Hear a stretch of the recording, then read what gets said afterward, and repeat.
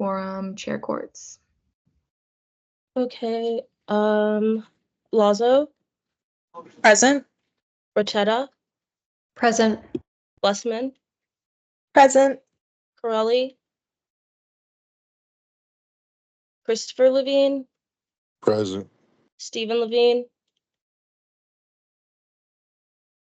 Lim, Present. Present. Morset, Elias,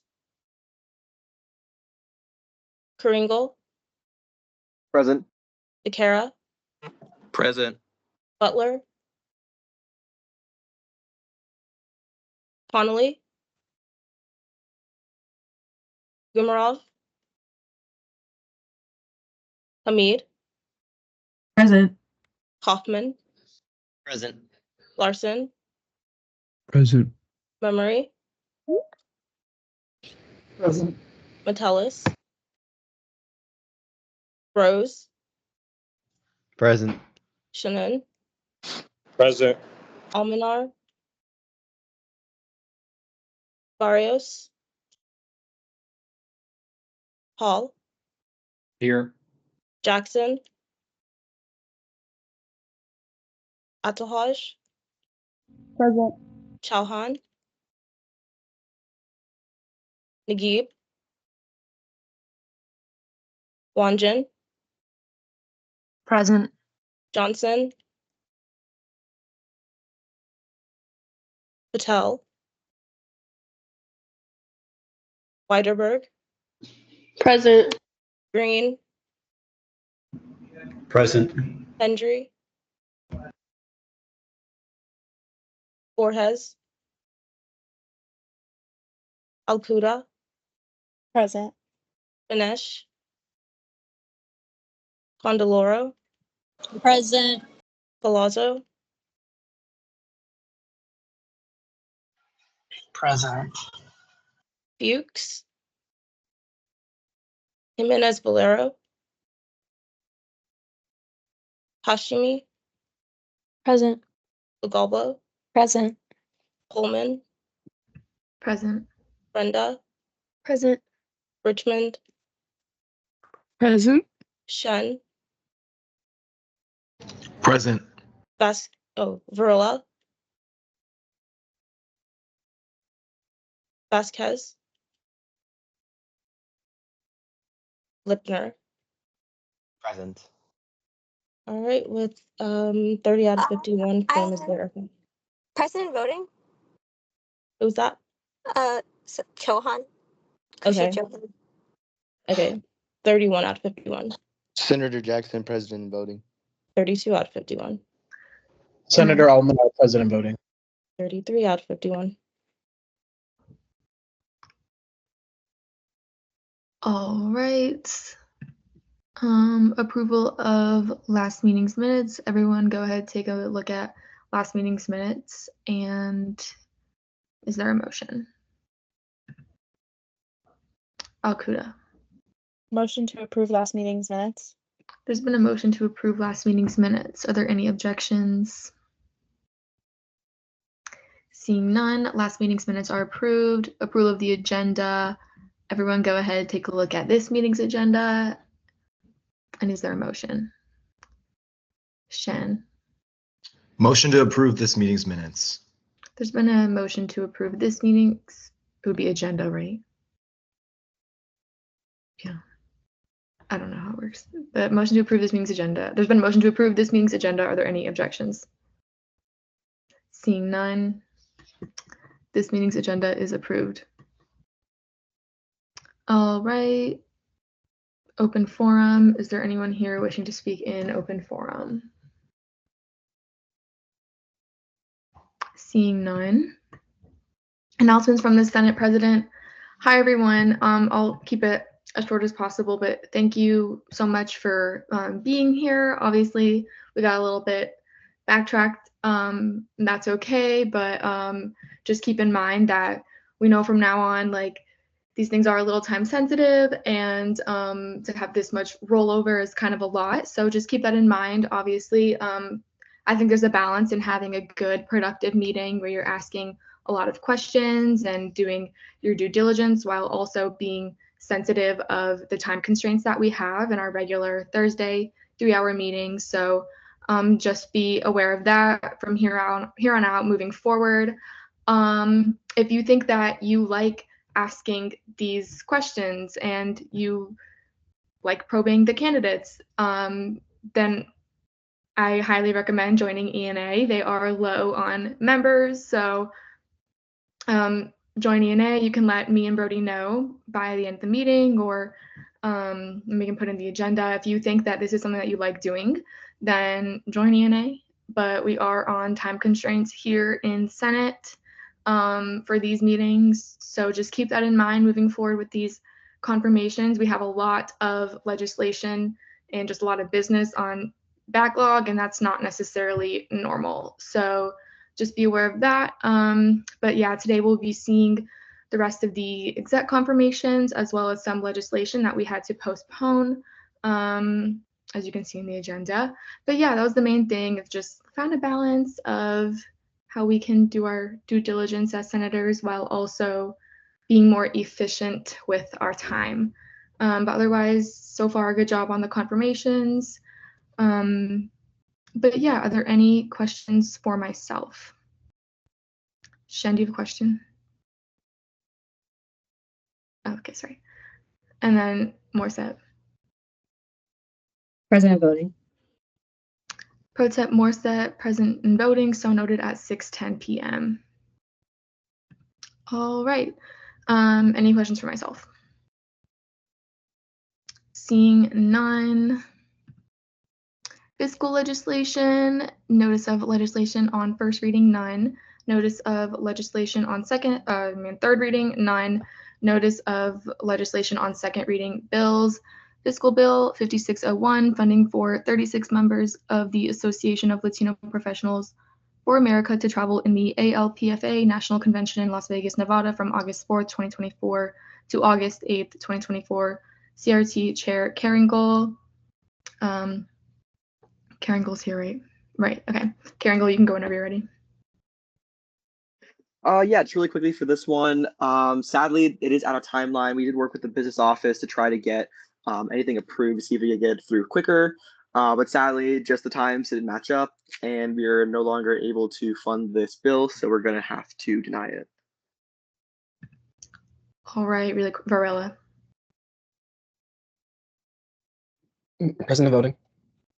Senator Varela, present and voting, so noted at 6:11 p.m. Borges.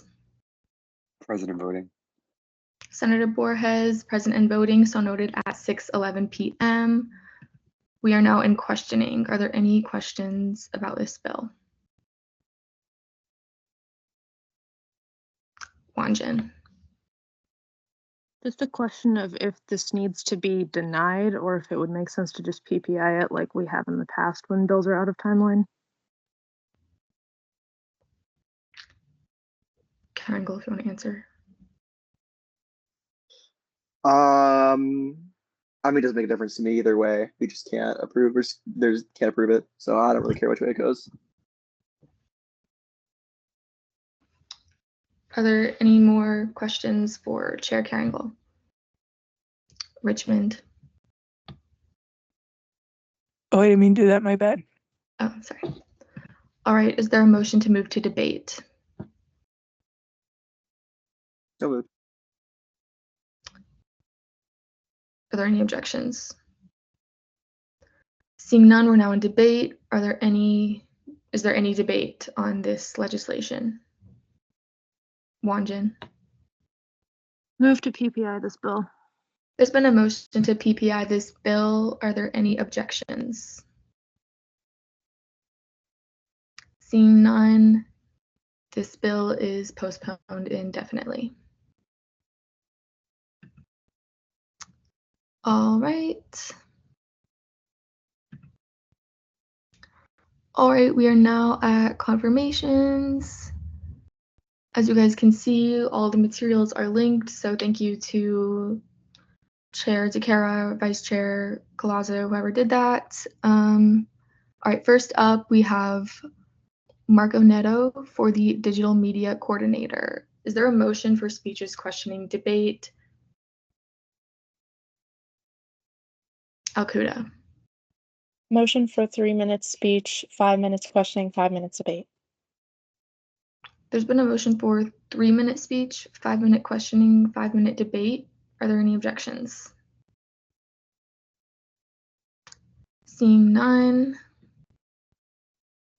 All right. Marco, whenever you're ready, you can start. Hey, can you hear my audio all right? Okay, cool. Okay, so I'll start out by saying hello, Senate. Big thank you for the opportunity to meet. And your work throughout this process. I know it's been drawn out, but I'm really appreciative. My name is Marco Neto, and it's really an honor to be appointed as the digital media coordinator within the Bryson Brawley admin, in this coming 2024-25 academic year, and to work with you all to be confirmed and in the future as well. I feel like regardless of where I thought I would end up in cabinet when I began my journey in SGLC and ELC, my trajectory within digital arts and communication has compelled me and the administration to be in this position, and I really want to do my best to fulfill this. I'm an incoming sophomore majoring in economics in College of Business, and I'm currently pursuing the addition of a minor in political science or hospitality management. So I really think that marketing, communications, and just, the art of photography and videography have been a forte of mine for as long as I can remember, and have been a primary focus for me in my professional career so far, that I believe have led to this appointment. In its most elementary form, I was always the kid with multiple cameras, documenting every moment of every family trip, school trip, and everything in between. And after completing a magnet program in middle school, consisting of things like script writing, newscast production, and much more, I began the broadcasting program in my high school, and I quickly climbed to the helm of that program. I was the primary coverage for sports events, games, and merchandise shoots, and also the lead male anchor of our award-winning newscast, as well as the president my junior and senior year. Throughout all this, I was able to launch a 5-figure freelance videography business, primarily serving athletes and sports teams as a niche throughout the Miami-Dade area where I'm from, and quickly expanding to other niches as well. It was an intersection between my passion for athletics and digital media, and it started out with athletes and expanded to collegiate and professional sports, shooting for the likes of Miami FC, the Miami Marlins, and the University of Miami. I also shot for individual brands such as PLC and the Rubinha soda brand. And despite taking a short hiatus in college, I've been in contact with UCF Athletics and currently shooting for DJs and nightlife brands in Miami. Besides content creation, the back end of digital marketing and strategy has been equally appealing for me, with my first position being an assistant marketing director for Culture Shock, which is a promotional agency for tickets within the Cultural Affairs Department in Miami-Dade. 1 minute during my remaining. sophomore year of high school. And just curating social media campaigns and collaborating with others was a big lesson. And more recently, I've assumed the role of head of marketing and brand development with Zipchit Sports, which is a multi-million-dollar outdoor recreation startup famous for their pocket frisbee. And my directive is to revamp their social media channels and online presence, and kind of reinventing their content strategy into large retailers like Dick's Sporting Goods and Target. Among several initiatives that I think I really want to fledge out with, my division of communications, first and foremost, I want to touch on improving the digital literacy, of UCF students who desire it. And I know firsthand the value of being fluent in these platforms, in this competitive job, landscape and professional landscape as well. And also creating good content for their RSOs. I feel like curating, planning, and presenting workshops and seminars on platforms like the Adobe Suite can really equip students with a dynamic edge. I also want to address, having better cross-branch collaboration through content creation, as I've seen firsthand as a member of Time SGLC. has now elapsed. Is there a motion to extend, Richmond? Yeah, can I actually extend all speech, questioning, and debate? Is that possible? Because I just don't think a 355 is enough. You can amend the motion. Yeah, can I amend it? You can make the motion, yeah. Can I do like a 7, 10, 10? There's been a motion to amend speeches, questioning, debate to a 7, 10, 10. Are there any objections? Seeing none. Oh, Rose, is that an objection? Yeah. Okay, Richmond, do you withdraw? No. All right. We're now in pro-con procedures. So the objection is the pro. Rose, you have 1 minute.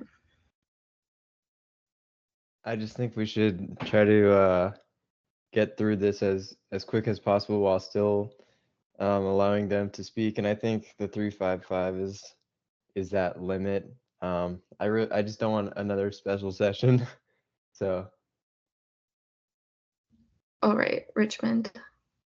I don't think a 355 is enough, as evident by Marco. He still has a lot to say. I think it's crucial that we thoroughly question and debate so we don't have to go through this again, so another special session doesn't occur. So I just think it would also be wasting time to just keep having to extend it. So this way we're being more safe than sorry. All right, we're now in voting procedures. So Henry, I'll get you after the vote. So I think, okay, yes. Okay, good. Brody wrote it on there.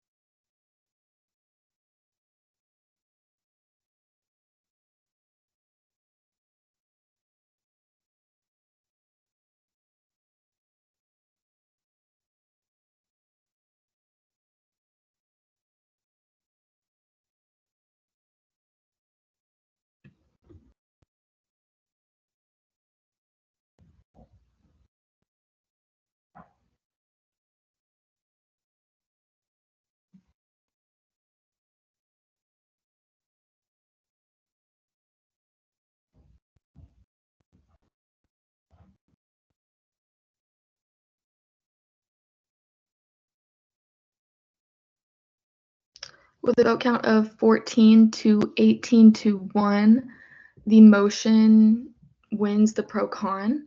So that means you have 4 minutes remaining in your speech, Marco. I'll start the time whenever you start talking again. Thank you, Senate. I won't take the full 4 minutes, but I appreciate it.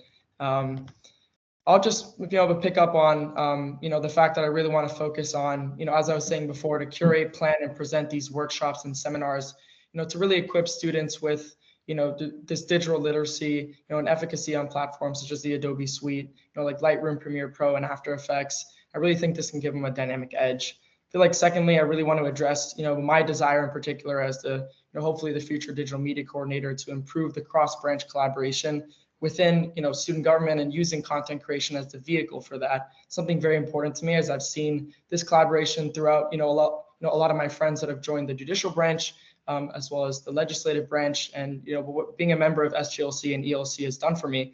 But being this liaison between the different branches and leveraging social media trends, to consistently create with and unite the 3 branches, I think is, the pinnacle of what inter-branch relations stands for. And it really assures online visibility that extends beyond simply the events, the announcements, and kind of the status quo of the executive branch, which most people are familiar with, but not what goes on behind the scenes that, a lot of you all, are a part of.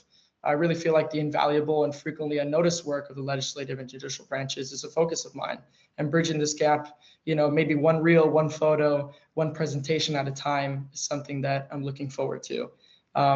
I think the lack of knowledge surrounding, things like caucuses and the Title IX work of the judicial branch and legislative branch is something I really want to highlight further. The third and final objective and initiative that I'll bring to the table today is initiating, and consistently updating a relevant student government newsletter. I know that Senate has their own type, and there is, this, the SG Scoop as it was, but I think enhancing this and kind of like augmenting this, to share video and written updates on legislation, maybe initiative progress and other segments from branch heads and members who would like to participate would inherently benefit the sentiment of transparency, within student government, and kind of brush aside the very present and prevalent stigmas of exclusivity and ambiguity as to what goes on behind these, these SG doors in the student union.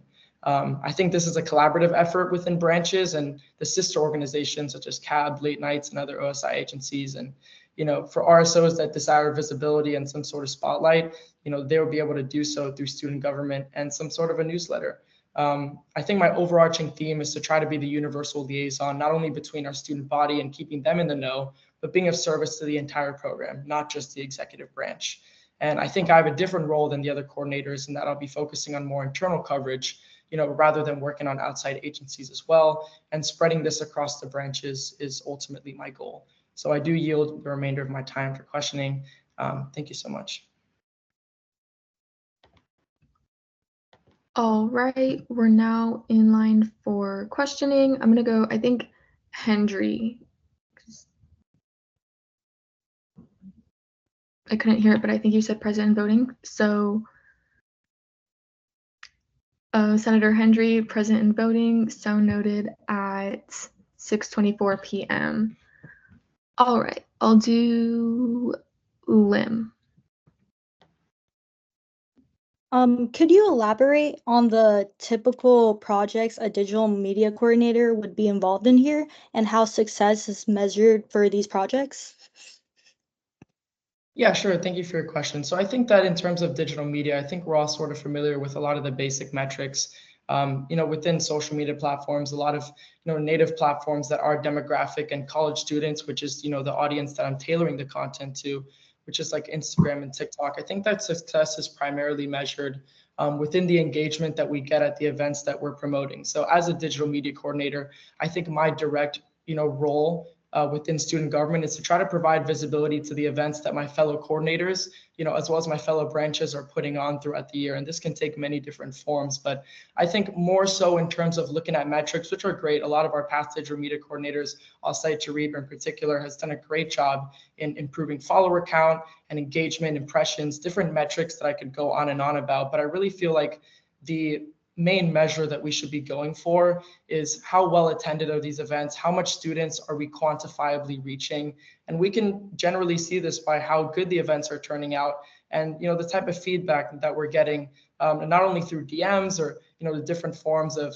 communication in person or digitally, but pretty much how successful and efficient these events are running, and how students are showing up to this. So I really feel like being the liaison between how are we supposed to reach the students in a way that I can help in that sense. So the coordinators can do a good job in putting on an event, in working really hard to coordinate the right amount of people, get the right amount of tables, different, quantifiables in that sense. But if nobody shows up to that, it was all void. So I really feel like my job is really pushing this out there and pushing their message out there. Because let's say Coffee with a Cop, for example, okay.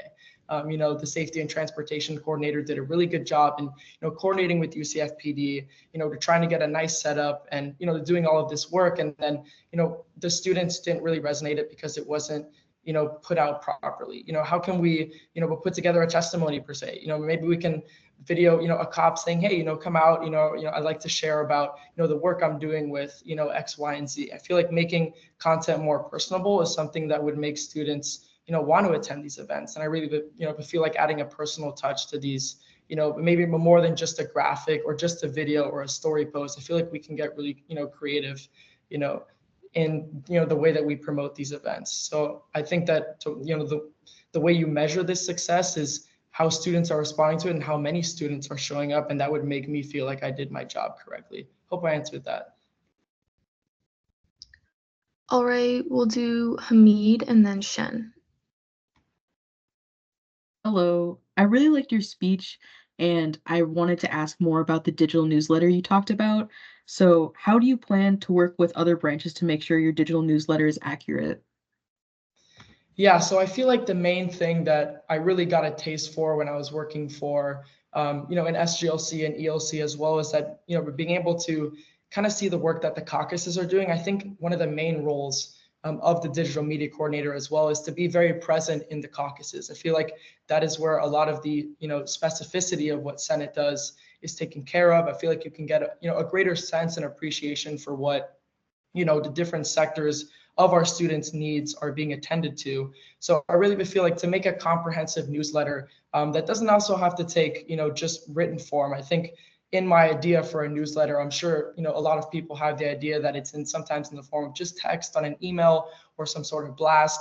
I really feel like making a digital, in the sense of not just digital, but in terms of like video and like a real content where a student can actually hear from the branch head, hear from the caucus head, or I guess someone in the judicial branch as to really what they're trying to take care of, what they're working on throughout the week, throughout the month. We can try to fix out, the specificity of how frequently the reporting is being done.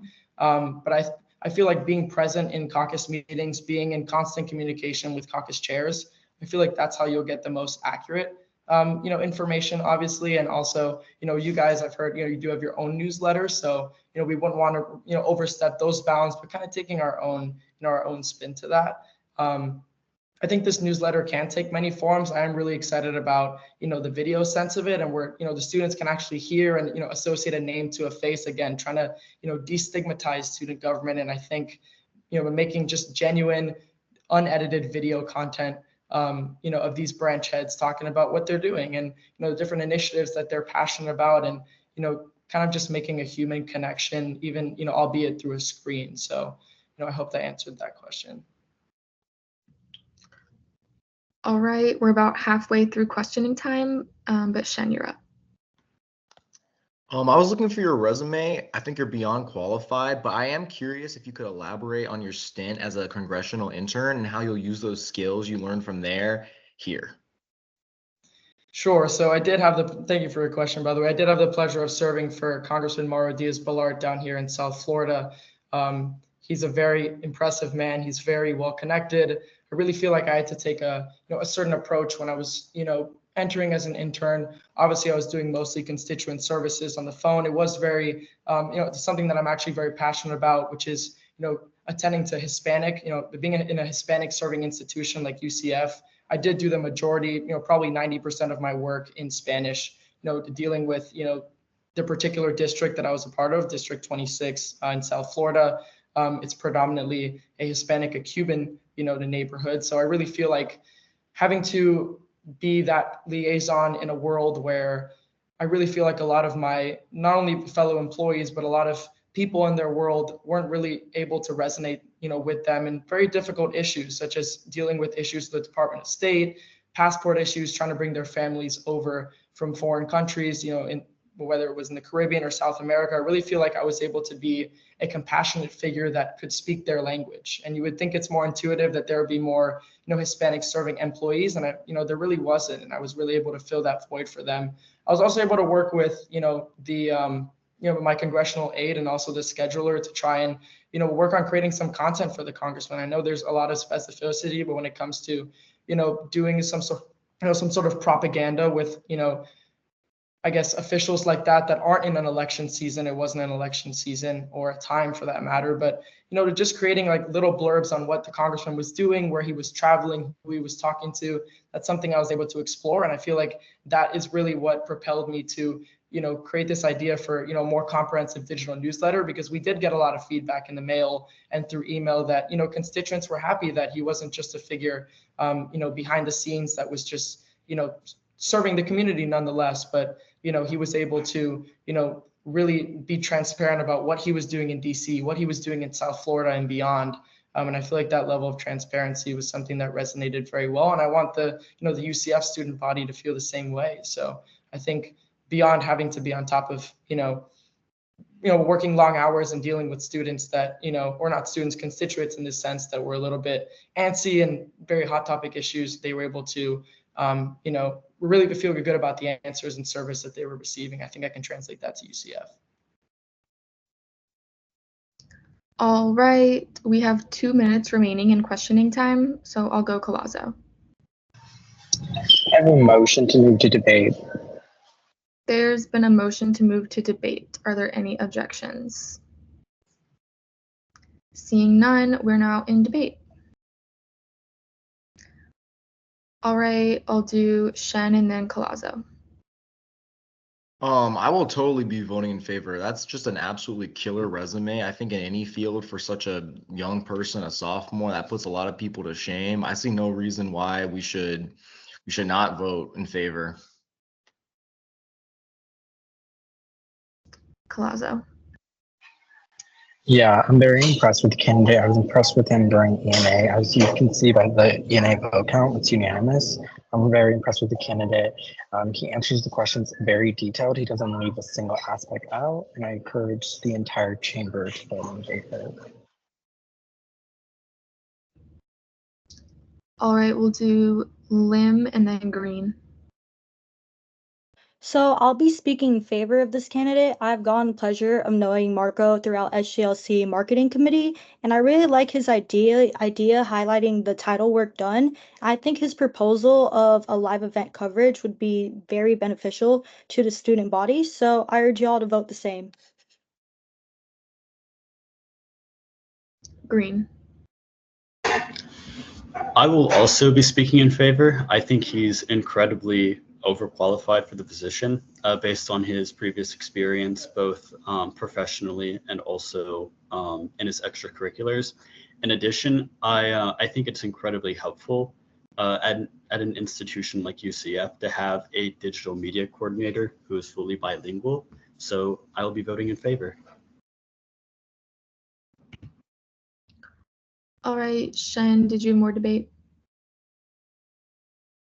All right. Seeing no further hands, Chair DeCaro. Motion to vote. There's been a motion to vote. Are there any objections? Seeing none, we're now in voting procedures.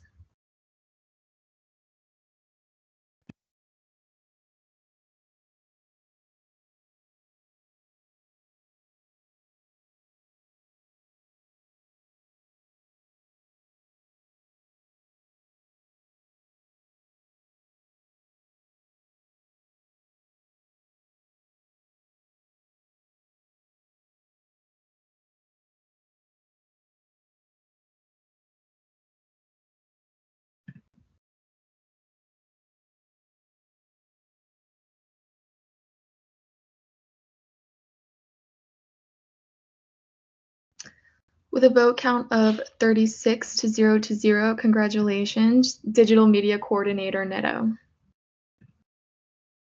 All right.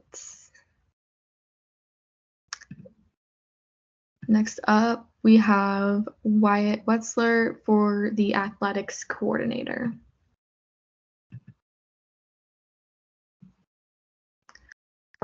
All right. You have 7 minutes whenever you're ready. You guys ready? Oh, sorry. Good evening, Senate. Thank you all for this opportunity to go through this process. I'm a rising sophomore from Boca Raton, Florida.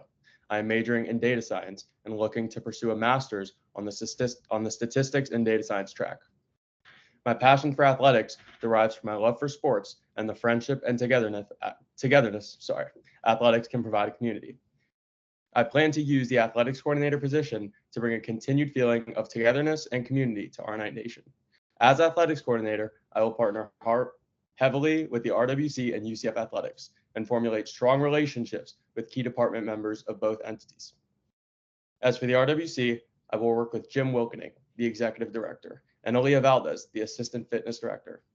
In the past, the athletic coordinators have worked closely with Ms. Valdez to host the Midnight 5K and tour the Big 12, and I will collaborate with her to plan the RSO Apache race listed in my proposal. As for UCF athletics, I will work closely with Alex Desonero and Lexi Compagna, the associate athletic directors and brand experience coordinators.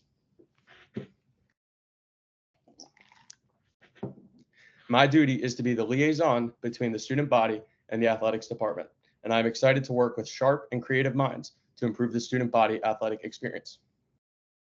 A significant aspect of the athletic coordinator's role is putting on pep rallies for the student body.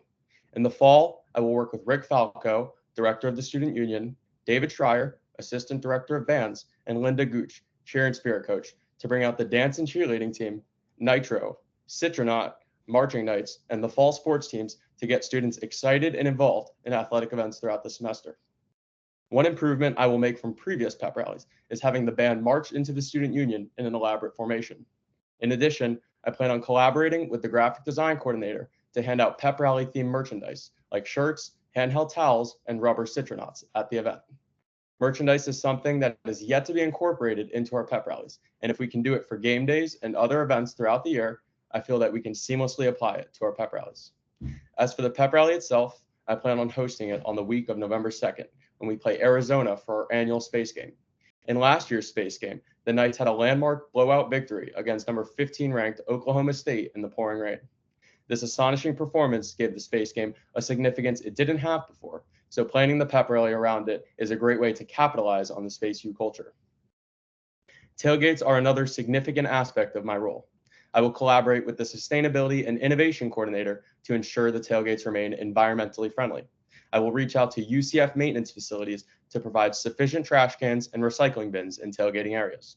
Additionally, I will work with volunteer UCF and Green Focus clubs to ensure all areas are cleaned directly after tailgates and walkthroughs occur the day after to double ensure cleanliness. Increasing participation at tailgates is also a goal of mine. I will achieve this through creative themes for tailgates, which can be found in my proposal. Additionally, I will institute a policy where if students return a certain amount of recyclable items to the student government tailgate tent, they can request an appropriate song at the DJ booth. This is a creative way to encourage student engagement while also convincing them to do their part in keeping the environment clean. I will also collaborate with the Deputy Chief of Staff and the Safety and Transportation Coordinator for outreach to the downtown, Lake Nona, and Rosen campus regarding an improved game day shuttle system. Additionally, a large focus of mine is bringing out students to athletic events that do not generally come, and I can start this with the football games. Anxiety surrounding game day is genuine, and I will collaborate with the Director of Communications to ensure all communication put out through SG is clear and descriptive so students can know how to get involved on game days. After fostering that initial positive interaction, my plans to bring students to less represented sporting events will transition well. To achieve this, I plan on working with UCF Athletics and their third-party software development team to create a loyalty program within the UCF Game Day app. The implementation of the system would be based on scanning QR codes using the app at sporting events, and students who scan might get a certain amount of reward points. Once students reach a certain amount of points, they can redeem them for different rewards, like discounted merchandise, discounted student guest passes, and more. This sort of system has already been created at many other universities, like Alabama, Auburn, and Michigan. It has been a huge success in increasing student attendance and retention at athletic events, which is one of UCF Athletics' most important goals. I acknowledge that some of my initiatives venture into new territory for the UCF student body. While they may be ambitious, I believe my hard work and dedication, alongside collaboration with my peers and leaders, can bring these ideas to reality. Thank you, Senate, for your consideration. I truly hope you will be able to see my continued passion for this position and that my goals and plans for this academic year are thoroughly laid out. I now yield my time. All right, we are now in line for questioning. Varela, All right. I have two, if I may. you may. Okay, my first question is about the reward system. Actually, they're both about the reward system, but the first one is will you be or have you or will you reach out to the other schools where this has been success at to see how they do it, how they implemented it, so we can best do it here? I'm sorry, could you restate that question? It like cut out halfway through. Yeah, sorry, my internet's horrible today, so it's like, let me know if anything cuts out. Will you be willing, or how have you already reached out to the schools where it's been success at this summer reward system to see like how it was implemented and how we can do that here? If confirmed, one of the first things I would do is research how schools like Alabama have implemented this system. They actually have a website called Loyalty Tide Points where you can see all the logistics that go into their reward system. And something cool that they actually added to it is undergraduate credit hours can be also part of the reward system, which is really cool. And Bryce and Brawley have also done a lot of research on this to begin. Cool. For my second question is about the student section reservation, like reward, I guess, for this point system.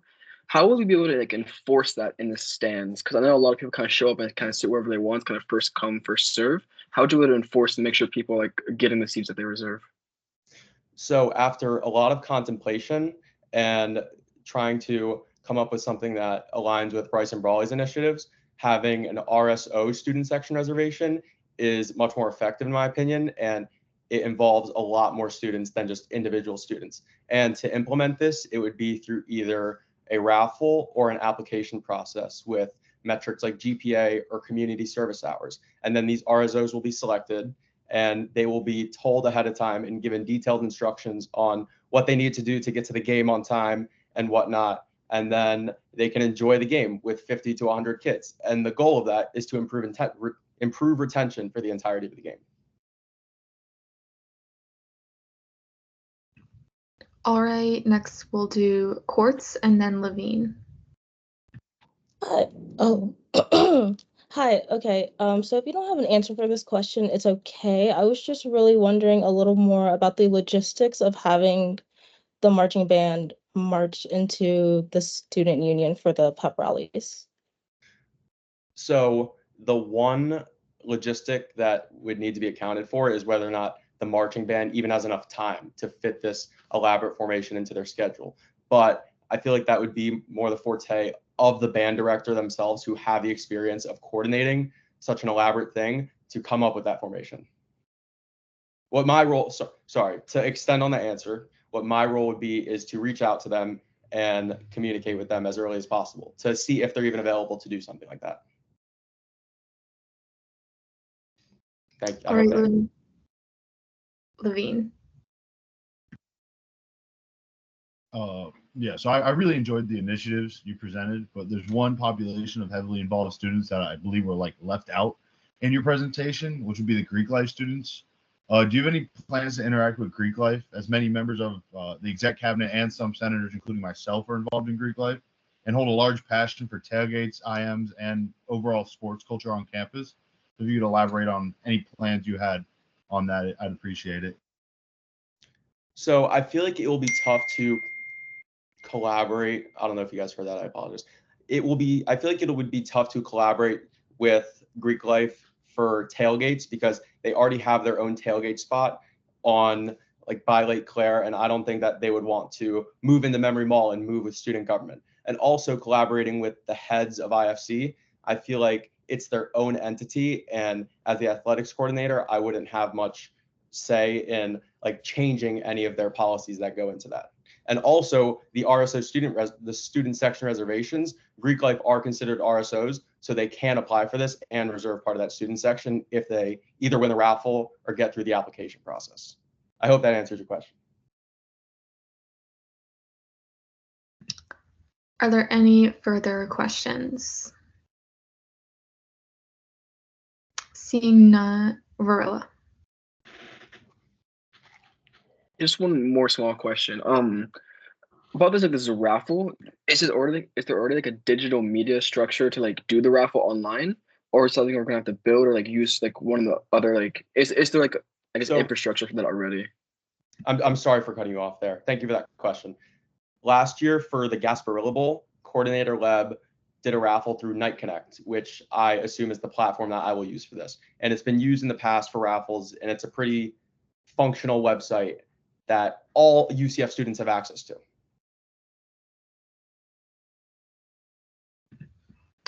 All right, are there any further questions? Varela. Motion to debate. There's been a motion to move to debate. Are there any objections?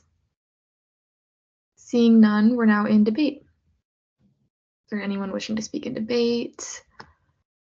Colazo.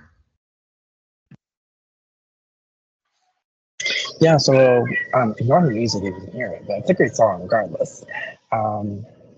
But I would be voting in favor of the candidate. The candidate originally did not pass his first round of ENA. However, he came back to us today and he significantly improved. He's already passionate about the position, his ideas and how he wants to get involved with the ideas are very detailed.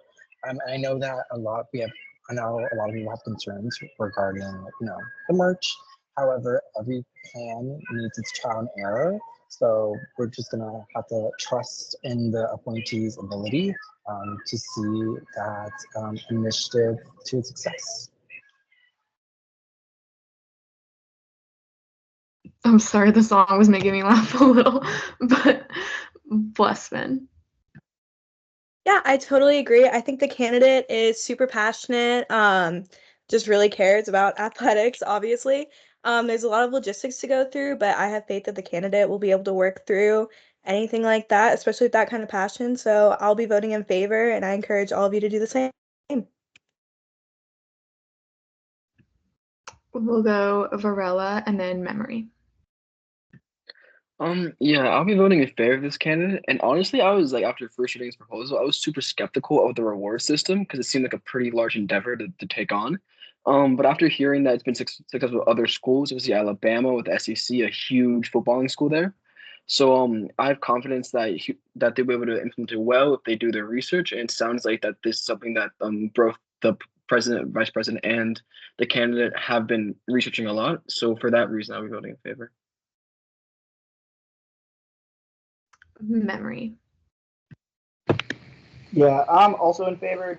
Like exactly what Varela said, I was skeptical, but then when he explained it more, it made sense. I've had the chance to know Wyatt personally. He's detail oriented, and I think he'll figure it out. All right, is there anyone else wishing to speak in debate? Seeing none, Chair DeCara. Motion to vote. There's been a motion to vote. Are there any objections? Seeing none, we're now in voting procedures.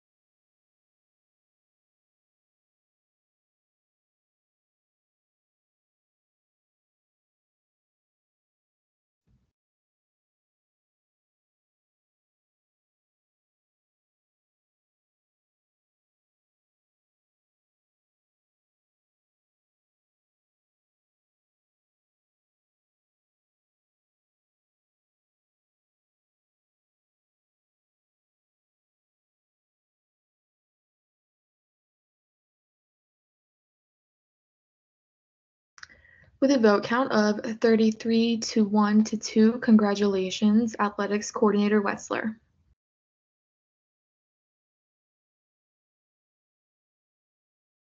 Turn off. All right. Next, we have Isabella Camarado for Sustainability and Innovation Coordinator. Hi, can you guys hear me okay? Yes. You have 7 minutes whenever you're ready. Thank you. Good evening, Senate. I want to start by thanking you for your time here today and introducing myself. I'm Isabella Camarado, and I'm a sophomore majoring in Advertising PR and Theater BA. I'm from Fort Myers, Florida. Growing up, I've had a deep passion for our Earth and its well-being, with my birthday being on Earth Day. As opposed to having birthday parties at a roller skating rink or an arcade, I gathered all my friends to go to the movies to see the Disney nature movies as they premiered on Earth Day. From a young age, this introduced me to a wide variety of environmental issues, while also creating a deep passion for preservation of the Earth. As I've grown older, I've only expanded upon this interest and passion for understanding the complexities of preservation and sustainability. Over the past year at UCF, I've had the pleasure of being involved in multiple on-campus organizations, one of them being Student Government's SGLC program. Within this program, I was able to learn necessary skills for collaborating not only within the executive branch through the Black and Gold Challenge, but across branches through my committee meetings. Being in the program has given me so much insight as to how all three branches participate together as a body to serve the student population. Within my first year, I've also had the pleasure of joining two other RSOs. Joining Her Campus UCF and Model United Nations UCF, I've had the opportunity of taking on leadership positions, which has taught me so much about not only how to collaborate with other student leaders, but how to properly manage my time as I get adjusted to a new space. Living on campus my first year has given me a wide perspective relating to our on-campus space, which has inspired a few of my initiatives, the first being my Lake Claire Tailgate initiative. This initiative would not only give back to our on-campus green spaces, but give back to a campus-wide initiative, Nighthon. Within the Student Union, Nighthon has can collection centers sponsored by Coca-Cola. Coca-Cola matches all can donations up to $5,000 for Nighthon's program. Partnering with Volunteer UCF, I will host an event that will offer a scholarship to the student organization that donates the most cans to these collection sites. This will be held in the Lake Claire area during football games, which will ensure that students are properly disposing of or finding alternative ways to get rid of their can waste as opposed to leaving it in the Lake Claire area. My predecessor, Cindy Burge, started operations on a back-of-house compost initiative for the Student Union dining area.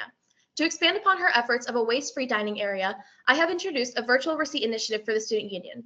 Within this initiative, I will work on offering alternative options to students other than the non-recyclable paper receipts we currently have. Collaboration being a main pillar in my values, I'm excited to work with other schools within the Big 12 Conference on an initiative to have a recycling competition between schools. Similar to an IT competition between Florida schools this previous year, I will work with other schools to encourage and promote recycling in a healthy and engaging way for students. Charging forward together represents to me the enterprise and drive to expand past yourself and work for the advancements and prosperity of others, which I resonate deeply with in my appointment as a Sustainability and Innovation Coordinator for the upcoming year. Thank you. I yield my time. All right, we are now in line for questioning. So I'll go Hamid and then Green. 2, if I may. You may. Hi. So I'm looking at your Knights Pantry clothing initiative, and I'm kind of confused as to what you kind of want to add to Knights Pantry. It says in your proposal that you want a system for students to have access to not only free food, but free clothing supplies as well.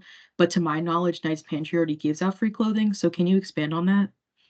Of course. Thank you so much for your question.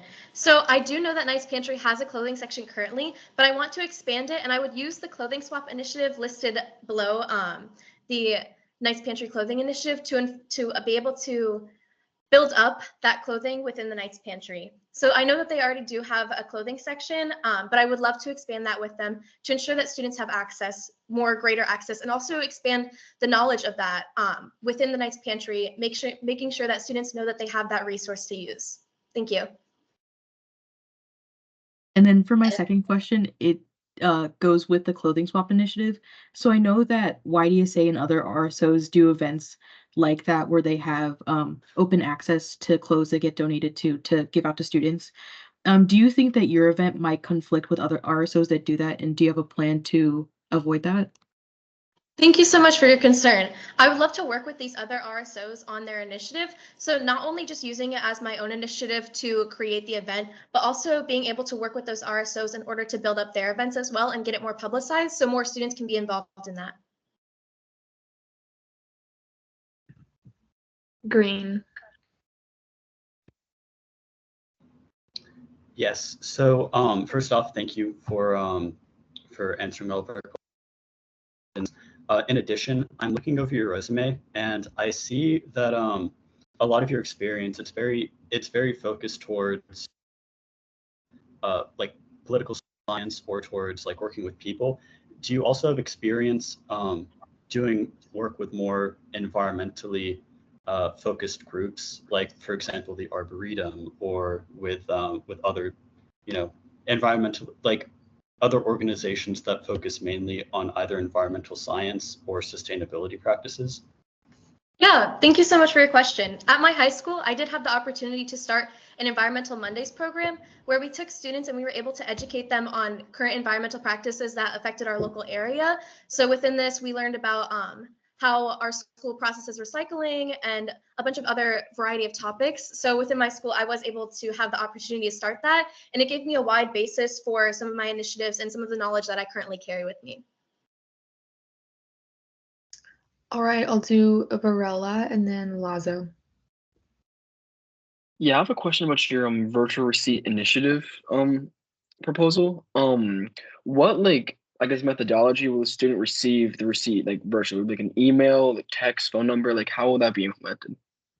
Yeah, thank you so much for your question. So I know at Gringos on campus, they have a virtual seat option where students are able to implement their phone number, but I would also like to expand it, especially within the dining hall when students swipe their ID. I would like for it to be able to read that as also taking their email, so then students are able to have that receipt sent to their email if they preferred it, or to their phone number. Thank you for your question. All right, I said Lazo, right? Yeah. Okay. 2, if I may. You may. So the first one is going to be, I remember in ENA you mentioned the technology recycling and how you wanted to do that through LibTech.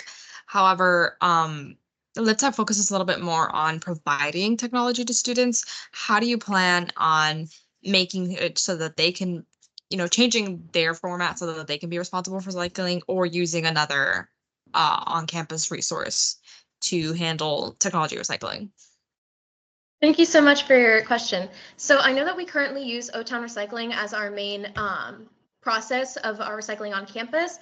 And so I wouldn't want to make it LibTech's necessarily responsibility to take on all of that. I would want to partner with that current organization that we already have, but just be able to have those bins in the LibTech area. So that way students can kind of think of one stop for all of their technology stuff. So I would love to also advertise it on the UCF SG Instagram and make sure that students know that they are able to dispose of it there and not necessarily make it like LibTech, but like dealing with it, but also like taking on the responsibility of dealing with it, just having it in that location so students are able to associate the technology recycling with them. Thank you for your Alrighty, and question. no problem. And for my second question, I've seen that a lot of the initiatives are for main campus or heavily related around areas on main campus. Do you have any initiatives for downtown, Rosen, any of the satellite campuses, anything that doesn't just focus on main campus? Of course. Thank you so much. So with the separate recycling initiative, I would also love to apply it to the satellite campuses, but also with my green assemblies, I would love to reach out to Rosen and downtown to be able to host some of those there. That way we can educate students on the resources that they have on those campuses as well. And also laid out in UCF's 5-year plan, for the innovation and sustainability portion, they want to increase our stars rating from silver to gold. And I feel like getting some LEED certifications on Rosen's campus would be able to help increase that certification. All right, we have a little over 4 minutes remaining in questioning and Lipner. Hi there. So happy to hear your interest and excitement about sustainability as a environmental studies major. One quick question. Are you aware about the new Sustainability Caucus? And how do you plan to engage those members of student government?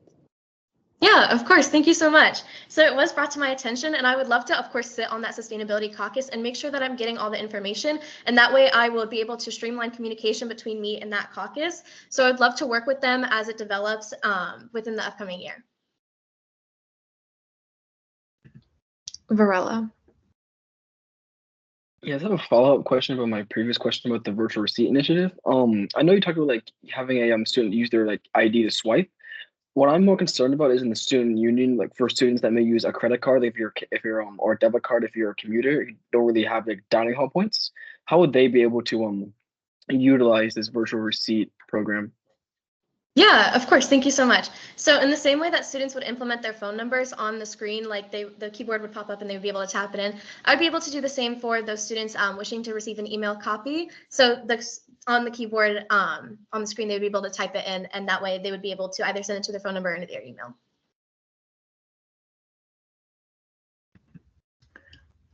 All right, and then Collazo. Motion to move to debate. There's been a motion to move to debate. Are there any objections? Seeing none, we're now in debate. All right, Shen. Very good candidate. While she may not have an overt experience with environmental organizations, her ideas are super well formulated and practical. I think the e-receipt option is super good. Most modern restaurants you go to offer that. I don't know, obviously, the exact technology that is used, but I think it would be super easy to implement just with the amount of restaurants, you can go to that have it. I would like to note that there is a technology recycling bin at Nicholson School of Communication. We could obviously use more though. That's the only one I've seen, but I just wanted to note that. Collazo. Yeah, ENA was very impressed with the candidate, and I'm still impressed with the candidate, so I'll be voting in favor, and I encourage you all to do the same. Is there anyone else wishing to speak in debate? Seeing none, Chair DeCara. Motion to vote. There's been a motion to vote. Are there any objections? Seeing none, we are now in voting procedures.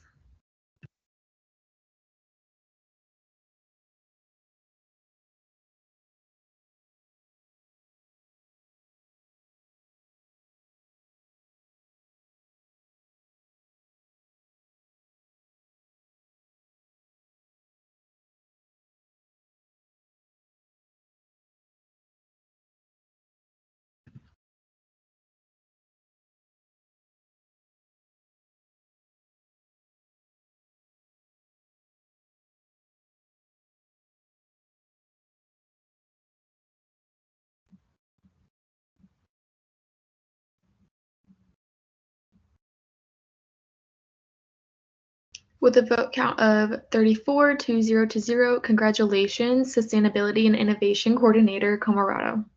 Thank you so much. Vasquez. Present and voting. Chair Vasquez, present and voting, so noted at 7:03 p.m. All right, next we have Zoe Malone for the Graphic Design Coordinator.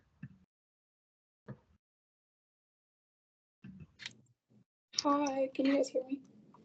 Yeah. All right, you have 7 minutes whenever you're ready. Good evening, Senate. Thank you all for taking the time out of your day to be here. I'm extremely grateful for this opportunity. My name is Zoe Malone, and I am the Graphic Design Coordinator appointee for the 2024-25 administration. I'm a sophomore currently majoring in clinical psychology. I'm originally from Tampa, Florida, and I'm the youngest of 3. Growing up, I've always been extremely creative, and I've used the arts as my outlet. During the pandemic, I was offered the opportunity to work at a psychological consulting firm, and I was in charge of their social media presence and designing their posts. And what started as a job for me quickly turned into a passion and something I spent hours on, falling in love with the endless ways I could attract people and convey a message through a graphic. I was fortunate enough to be a part of SGLC and later ELC my freshman year in hopes of getting more involved on campus, networking, and learning more about student government at the university level as I was a part of student government in high school. I applied for this position because of my passion for design and my commitment to helping students connect with UCF and finding their place here just as student government did for me. It is evident that student government provides students with so many opportunities, and if confirmed, I look forward to the opportunity to help students connect with all branches of government. I've learned so much being in the office and was fortunate enough to be mentored by so many amazing people. I am very aware that this job is one that requires a lot of time and the ability to work well under pressure, which I'm positive I'm fully capable of. If I've learned anything from these past 3 semesters, it is that I work extremely well under deadlines and can still keep the commitment of giving my work my best.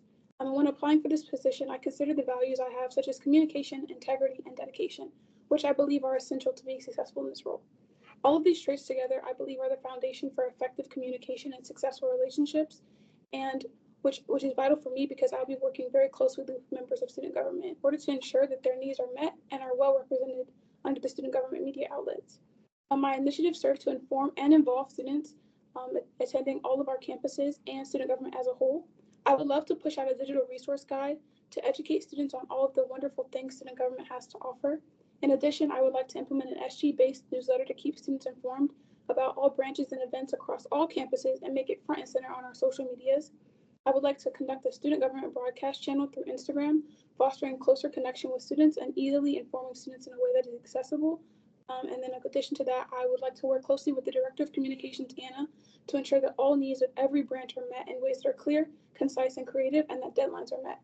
If confirmed, I look forward to working and creating relationships with all of you to promote and represent the amazing things taking place in Senate, Judicial, and Executive. Thank you for your consideration. I yield my time.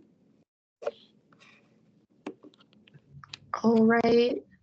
I don't know what happened to everyone turning off their cameras, but I feel there's only a few of us up here, but we're now in line for questioning. Richmond and then Morset.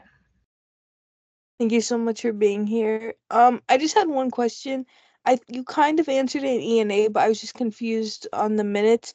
You said something about SG newsletter. Did you want that to replace the Senate newsletter? Because that's kind of how it sounded in the ENA minutes, but I just couldn't tell. Oh, no. So I would love to partner with you. And just, I know that we would like to still keep it posted on our social medias as well as you having your own. I would just like to also additionally have it posted there or have information that you find vital to the students in addition to that posted onto the newsletter. That way it's able to reach more students because I know not everyone is always aware that there is a Senate newsletter, even though it's posted on our stories. I would just like a more long-standing way of keeping it in the newsletter. Morset. Hi, Laurel kind of took my question, so give me 1 second. About the nightly chronicle, so kind of similar to Laurel's question. I know you wanted to promote major events from other RSOs and like possibly the RWC in sports. How would you go about like accumulating that information? Okay, so the first thing, thank you for your question. I would love to connect with all of the leaders of the bigger like RSOs and the RWC. I really want to focus on promoting their bigger events because student government does fund these events and we do want to increase attendance. I do know that a lot of the RSOs have big semester events that they would love to push forward, and I would love to have those on the calendar in addition to events that they would love us to promote. But it just starts with me connecting with members and those in charge, and then going from there to see who wants to be represented, what they would like me to post, and things of that nature. Thank you for your question. All right, are there any more questions? Weiderberg. Motion to move to debate. There's been a motion to move to debate. Are there any objections? Seeing none, we're now in debate. Is there anyone wishing to speak in debate? Morissette. Yeah, I'll be voting in favor for this candidate. I loved her speech, and her proposal is very organized, very well thought out. I love the fact that she included some examples of what her graphic designs would look like. And it seems like a lot of her initiatives it still aligns with the role, but also kind of puts it outside of a different perspective that the role used to have in the past. And I do like that innovative kind of perspective to the role. So for those reasons, I'll be voting in favor. I'll do Metellus. Present and voting. Senator Metellus, present and voting, so noted at 7:10 p.m. Richmond. I will also be voting in favor of Zoe and hope all of y'all do the same. Zoe's examples speak for themselves. I'm so excited to work with her on maybe even making the student newsletters more appealing, because it definitely can be done. And she has all these amazing ideas. I'm excited to see her work with RSOs, hopefully with my RSOs. Courts. I will also be voting in favor, kind of parroting what the other two senators said. I'm really excited to see what she does, especially for the broadcast channel, because a lot of other Instagrams that I follow do that, and I think that would be a really good way of reaching out to everybody. All right, with 3 in affirmation, are there any in negation? Seeing none, Chair DeCara. Motion to vote. There's been a motion to vote. Are there any objections? Seeing none, we are now in voting procedures.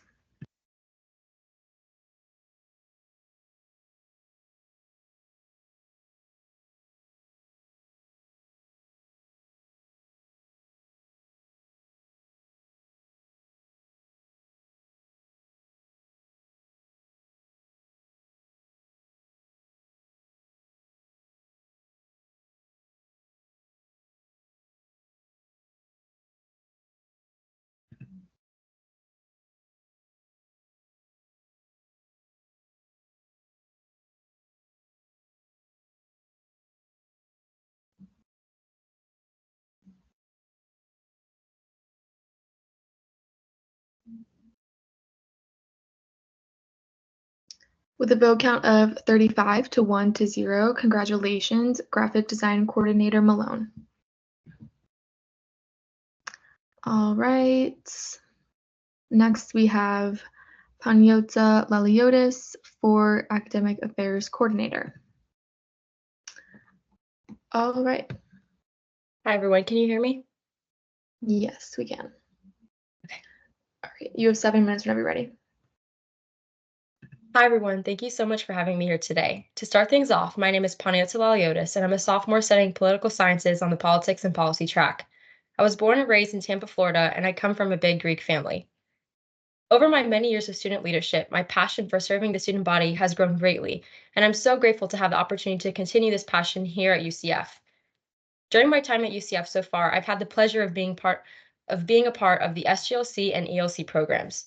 Being in these programs allowed me to grow my passion for our student government and learn what big impacts can be made by the hands of such hardworking and driven individuals. Today, I sit before you, hoping to make an even bigger stride towards success as the Academic Affairs Coordinator.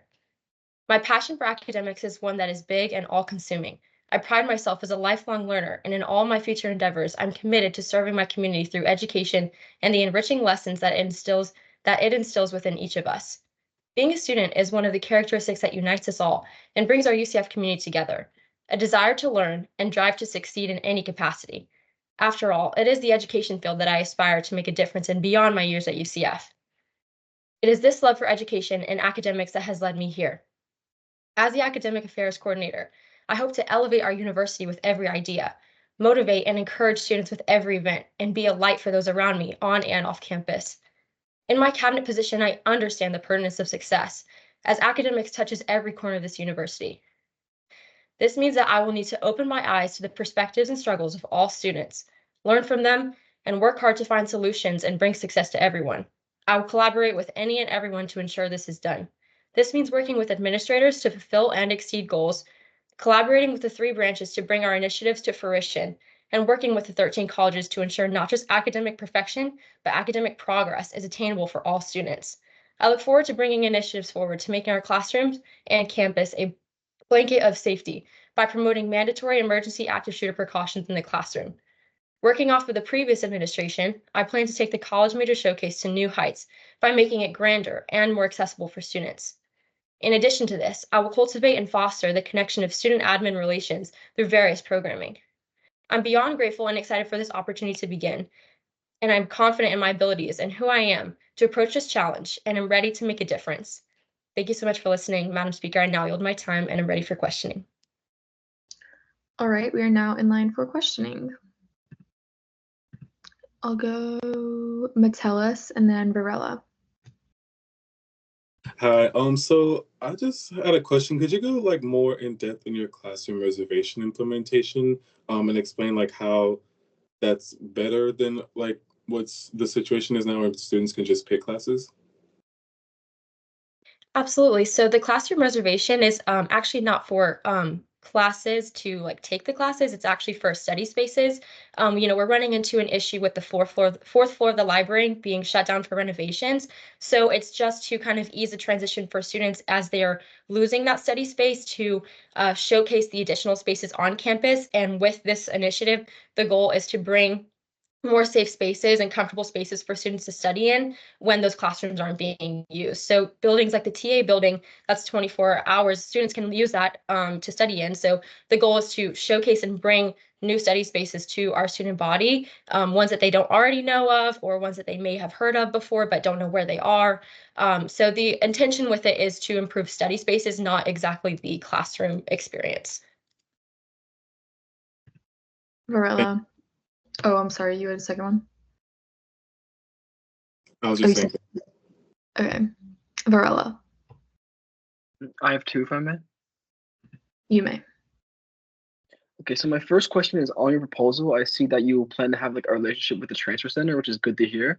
But I was wondering if you have any specific initiatives or problems relating to transfer students that you already know and want to tackle. Thank you, Senator, for your question. And truthfully, I am not a transfer student myself.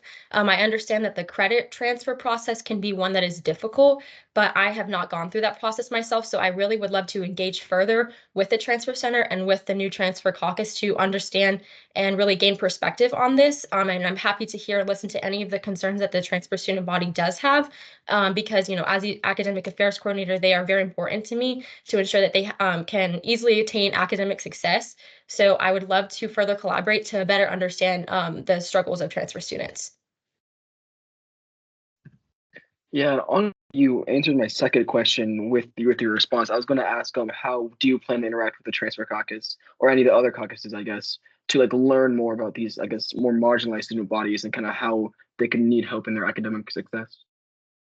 Absolutely, yeah, and that is a great question. Essentially, I want to work with any and every group on campus, caucuses, committees, just to understand student perspectives that I currently do not have. So maybe a military and veteran student has a different academic struggle that I may not be privy to. So I will absolutely do my best to work with any committee, any caucus that I can, just to ensure that I am gaining perspective in every action that I take if granted the position. I'll do Hendry and then Lim.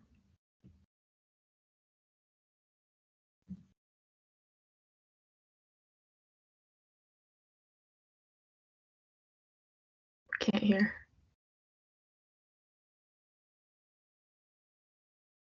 You said, I think you said never mind.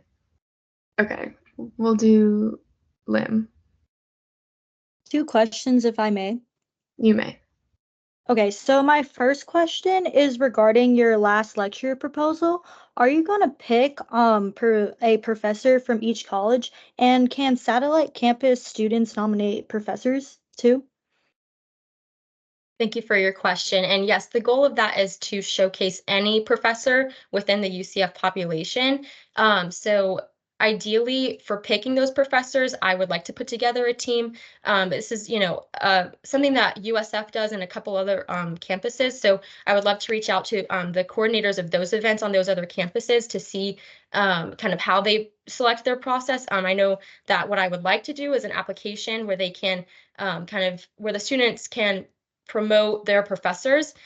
So that would include the satellite campuses and any professors on our campus.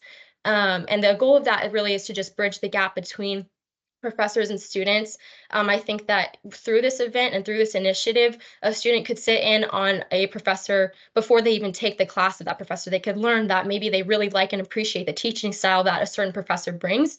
So I think that it would just encourage a heavier emphasis on education and just seeing that in a positive way, and also encouraging a positive relationship between students and professors. Okay, and then my second question is, how would you collect these nominations? So I think that my preferred way of doing that would be through Night Connect, as that's something that we're most flexible with and we use a lot. I am flexible to the platform that we use, but what first comes to mind for me is Night Connect.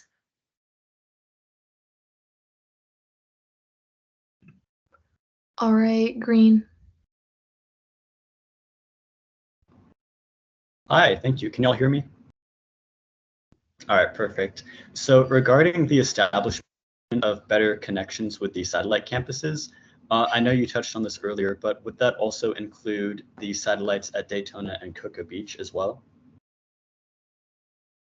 Yes, absolutely. Thank you for your question. Yes, any and all collaborations, as the academic affairs coordinator, I'm the representation of all students on campus. So I would absolutely love to hear from each satellite campus and meet with them as regularly as I can and as I'm able, just to understand what their struggles and perspectives are. And I really want to include them in our events at all possible. And I know that traveling to our main campus for an event may be difficult. So just figuring out our ways that we can include them would be great. An example of this is if we were to do the last lecture, I would opt for a Zoom version of that as well, so that students could join from those satellite campuses, and just making sure that we are including the UCF population as a whole.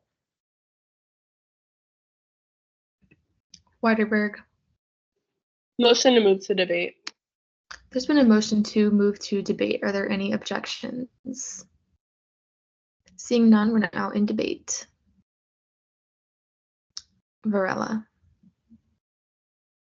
Yeah, I'll be voting in favor of this candidate, mainly because I was really pleasantly surprised to see transfer students mention your proposal, because I think a lot of times transfer students kind of get forgotten about because we're like not a super massively thought about community on campus. And I was really impressed with her answer to my question, that she knew about the credit problems that a lot of transfer students have, especially because that's very relevant to her position. And I was really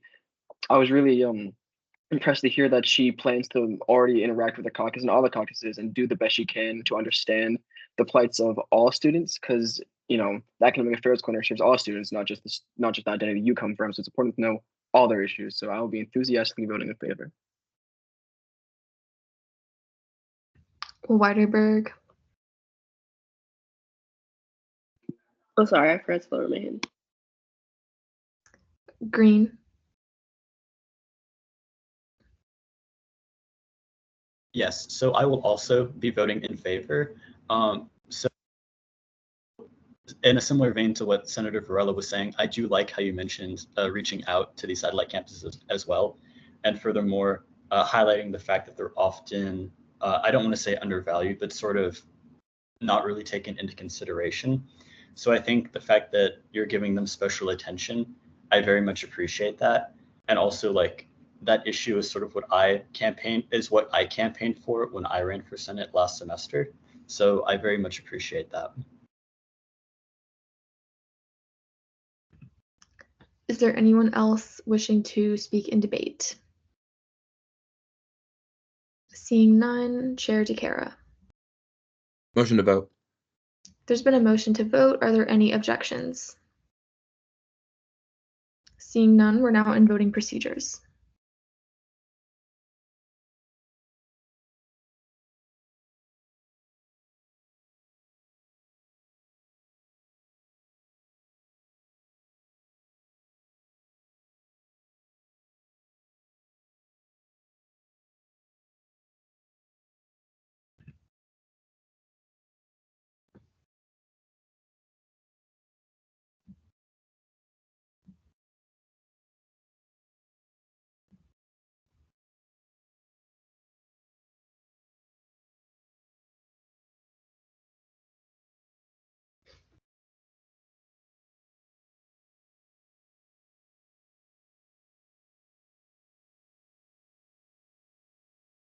With a vote count of 37 to 0, congratulations, Academic Affairs Coordinator Laliotis. All right, and congratulations to the President and Vice President that you guys have your cabinet now. We're excited to work with you this upcoming year. And we're done with confirmations for the night. Let me see who's there. Finish. Present and voting. Senator Benesh, present and voting, so noted at 7:25 p.m. Sorry, I'm an hour behind, so I just have to think about it for a second. But all right. Moving on. Internal legislation, notice of legislation on first reading, none. Notice of legislation on third reading, none. Notice of legislation on second reading, bills, Internal Bill 5602, updates to Title 12, Vice Chair Collazo. If you're having issues with voting, let Brody know, because Brody deals with the technical stuff. All right, but Vice Chair Collazo, we're at 5602. Okay, you can just go whenever you're ready. Well, sorry, y'all.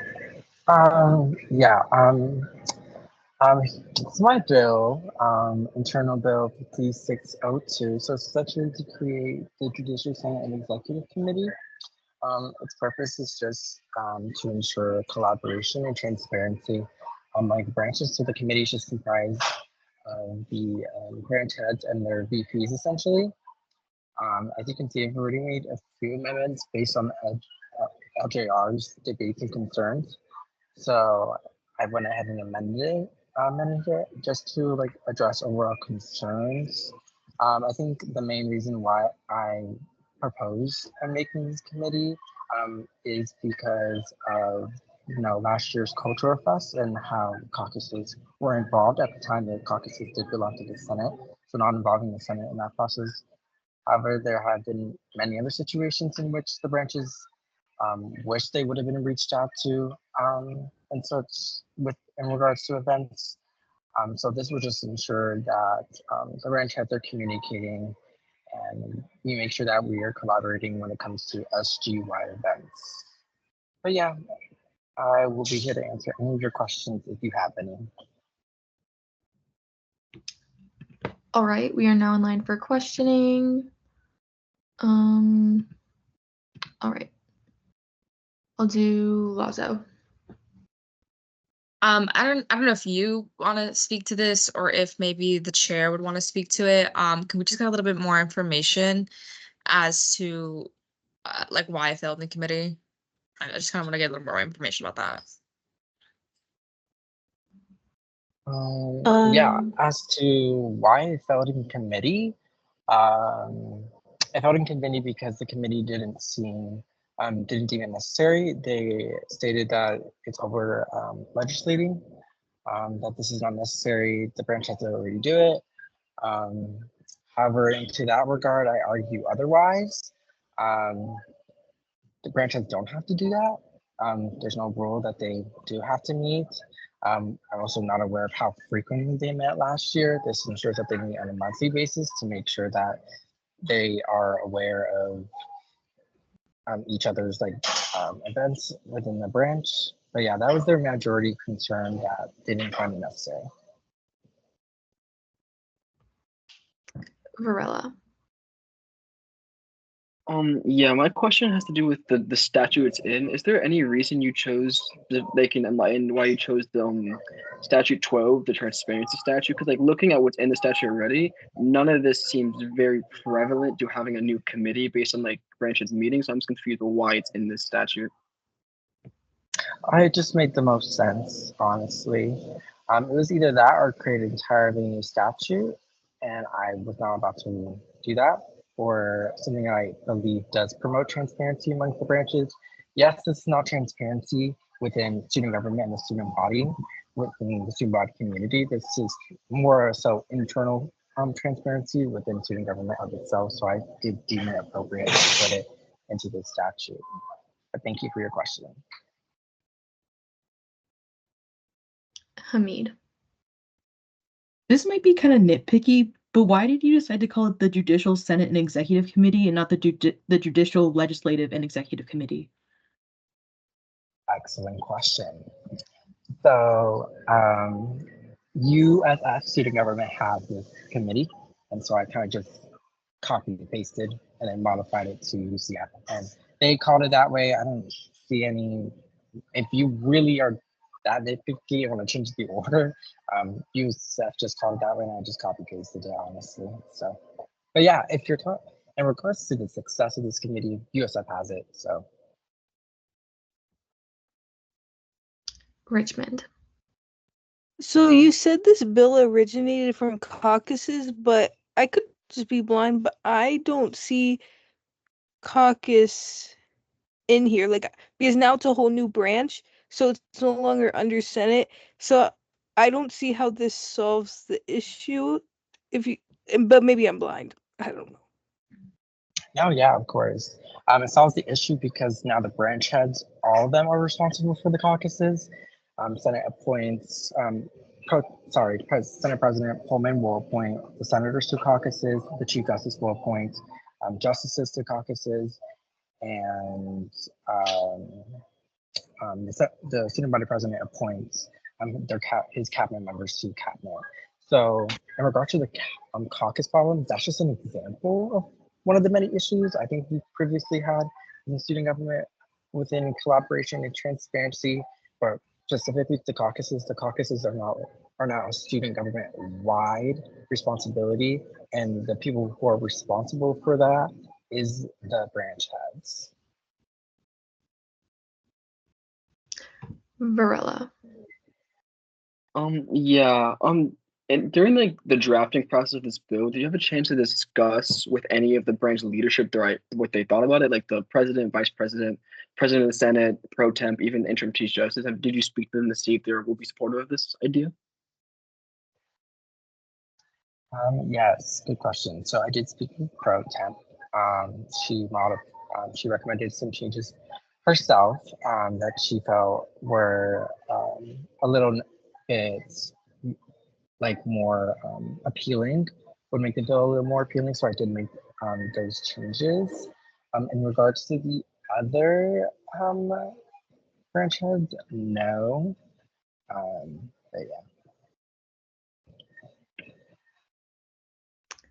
Hamid. May I direct a question to you, Speaker Pullman, and to the pro temp? You may. Do you believe that this committee would help you with interbranch collaborations, or do you believe that you would, if you needed to call this meeting, you could just do it without having it set out in statutes? I'm gonna let Pro Temp Morset answer the majority of this question in efforts for me to stay impartial on legislation. But I will say we do have plans to meet monthly. But Pro Temp Morset. Yeah, it's kind of implied with like every leadership, every session that branch leadership meets monthly. The legislation kind of just gives it structure.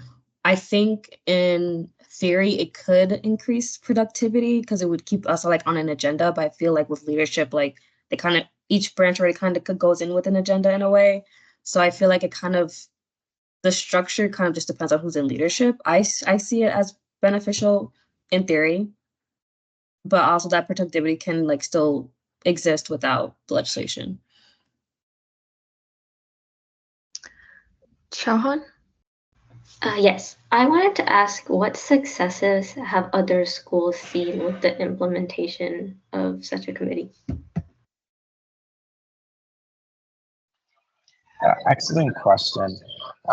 In terms of other schools, the one that I closely have knowledge on is USF because they came and met with us, the justices in that branch, and they kind of informed us of that committee.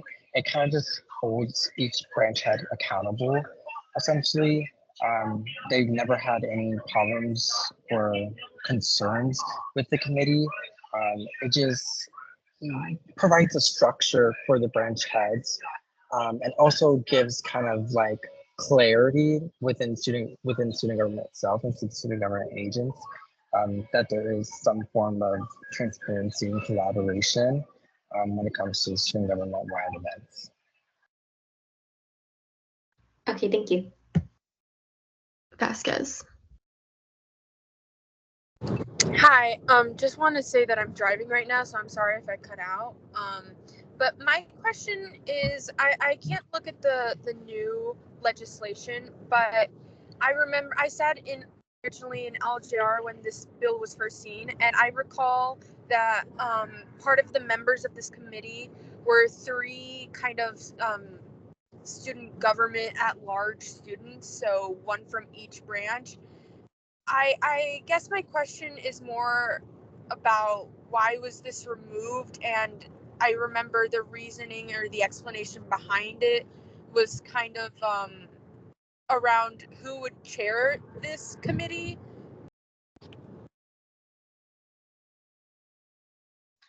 I'm going to say that your question kind of wasn't straightforward, but I'm going to answer it to the best of my abilities.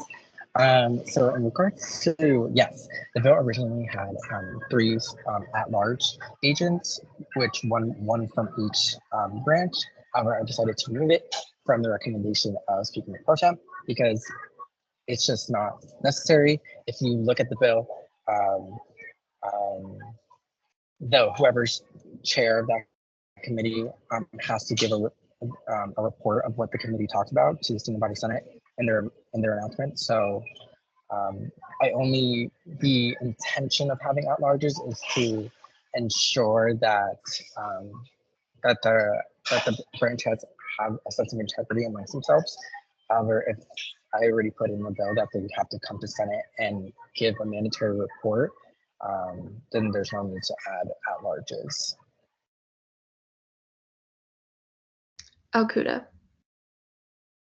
So my question is, how exactly did you learn that other universities had a committee like this? And do you have like any connections to like individuals within that student government association? And have you heard any like personal sentiments to the success of the committee?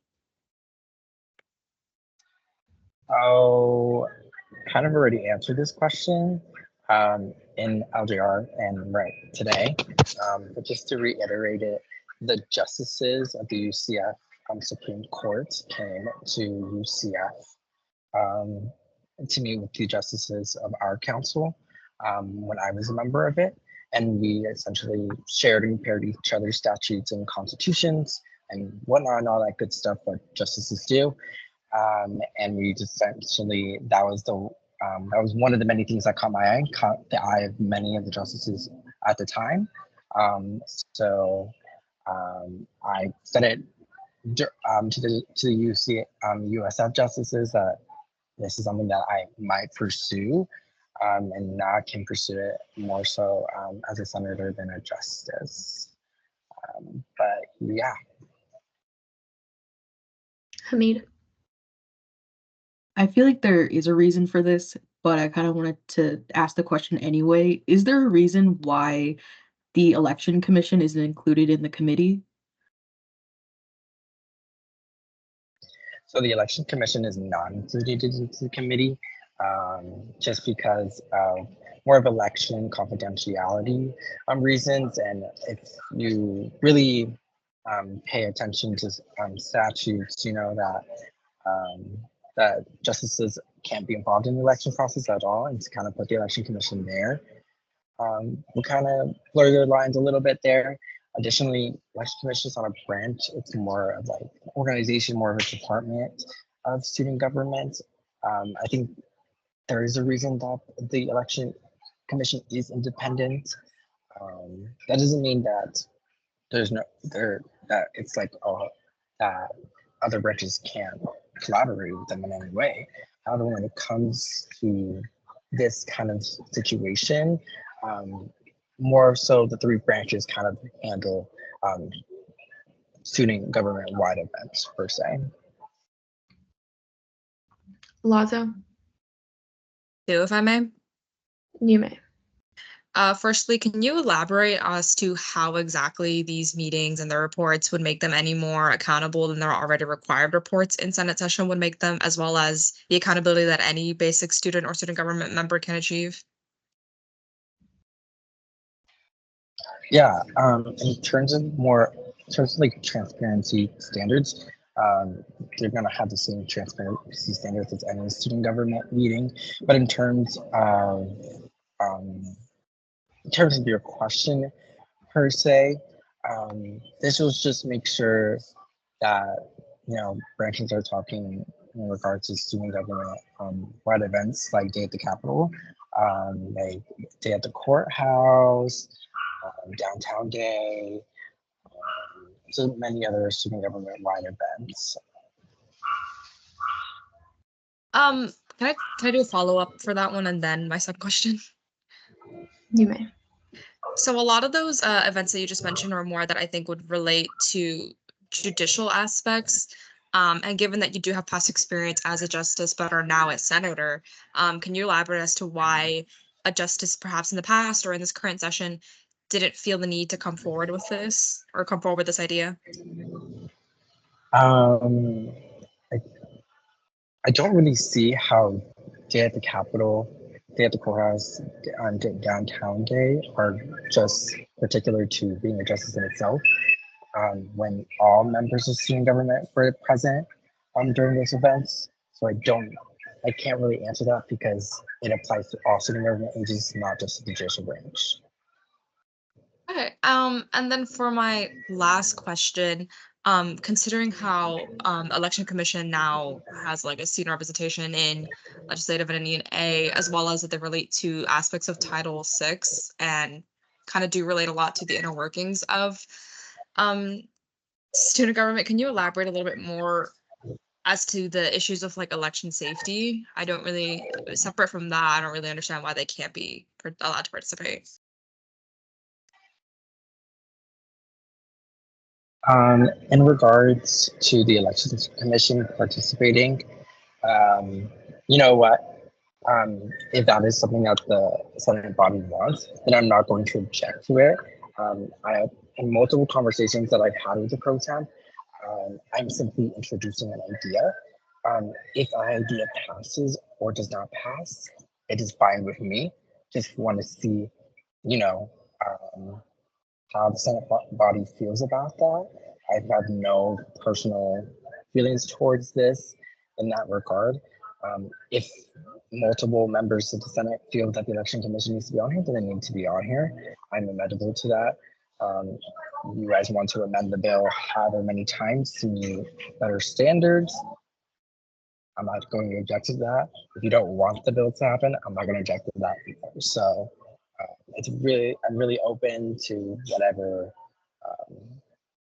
path the bill takes.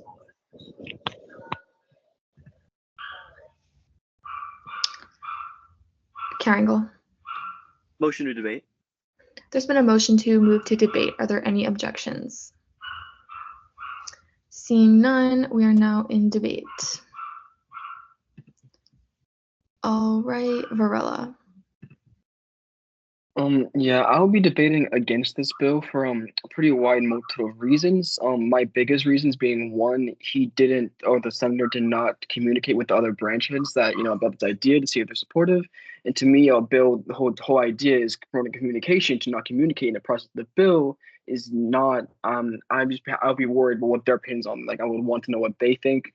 I do believe it is over legislating, like what was mentioned in the LGR committee. I think the branch heads already expected to do this, and it was in it was in both the speakers and pro temps proposals back when we elected them that they will do this. So we all, we elected these people because they promised us we're going to do this. So it's up to us as senators to hold them accountable if they don't. And I think this just is, again, over legislating. They already plan to do it. And again, more of a nitpick, but I just don't think it belongs in Title 12. It's to me, it'd be elastic like a sore thumb when you read the rest of that statute. So for those reasons, I'll be debating. I encourage you all to vote no on this bill. I'll do someone who hasn't spoken in a while. Banesh. Hi, everybody. I will be abstaining from this. I just honestly found this really confusing and I don't really see the benefit. Well, honestly, I do see some benefit. I like how this encourages collaboration between the branches, and I find that really creative. But like other people have mentioned, it does seem a little bit over legislating. As senators, as somebody who's not a branch head, we should be holding our branch heads accountable anyway, and they should be collaborating anyway. So I'll be abstaining, and yeah, thank you. All to Larson. So I was in the LGR committee when we saw this bill for the first time, and in that committee I was debating against this bill, like I'm going to do here. I mean, like some senators have said previously, this bill is crazy over legislating things. I feel like, if you put everything into a box like this bill's doing, then it removes any and all creativity that could be going on between the branch heads and whatnot. And also, it definitely doesn't fit in Title 12. That was the thing that I brought up during the LJR meeting. If this should pass, it really should be in a different title. That being said, I'm going to be voting no, and you all should do the same. All right, I'll do Metellus. Hi everyone.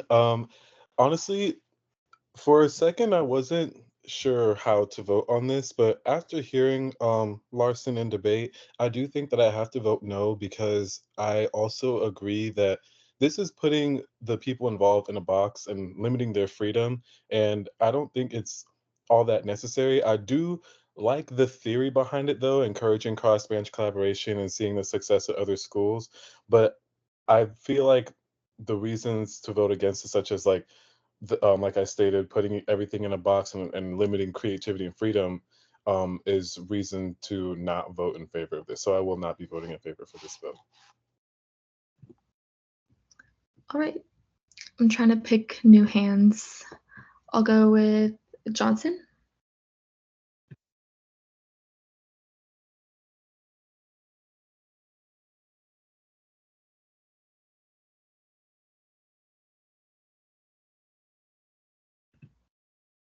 Johnson, or no? She put her hand down, so I don't think she meant to have it up. Okay. Then I'll do Wanjin. Yeah, I agree with a lot of the sentiments expressed by senators before me. This is over legislating. I also think it's really important to note that cross-branch collaboration goes so far beyond the branch heads. Like the author mentioned, Day at the Capitol and Day at the Courthouse and those sorts of things as examples of important collaborations. Well, those really involve like the GAC and the GAP chair and the GAP committee as a whole. So just collaboration between the branch heads isn't going to significantly improve a ton of that in the first place. Additionally, I'm just going to note that USF's example of this committee has a couple more duties that actually make their committee necessary, like website changes, which we already put through comms, and everyone already puts their comms that way, and student government employee pay scales and pay rates, which are decided by the Activity and Service Fee Budget Committee. So there's a little bit more necessity to that committee existing than this one, and I just don't see a need. So yeah. All right, with an overwhelming debate in negation, is there anyone wishing to speak in affirmation?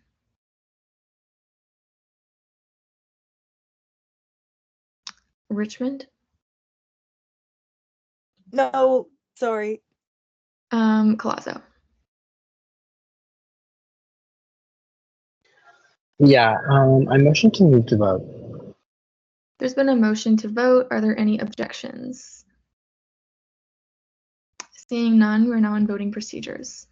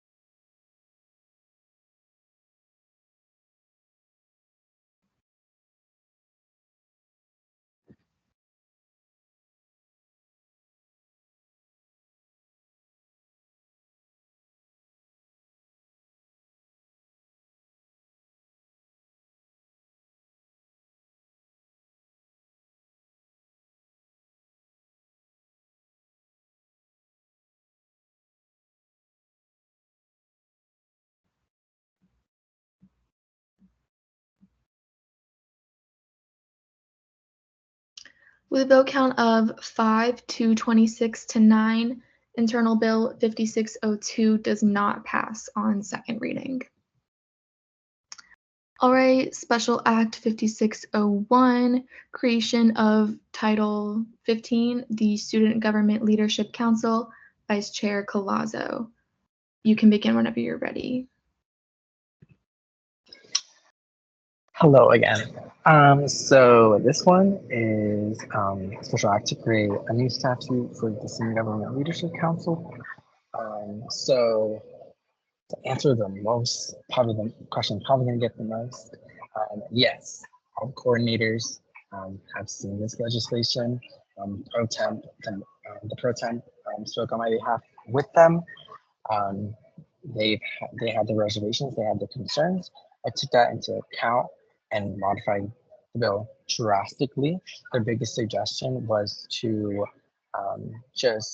we want it to be a consolidated like statute since SGLC is not in statutes. However, we require SGLC coordinators, but not the program in itself.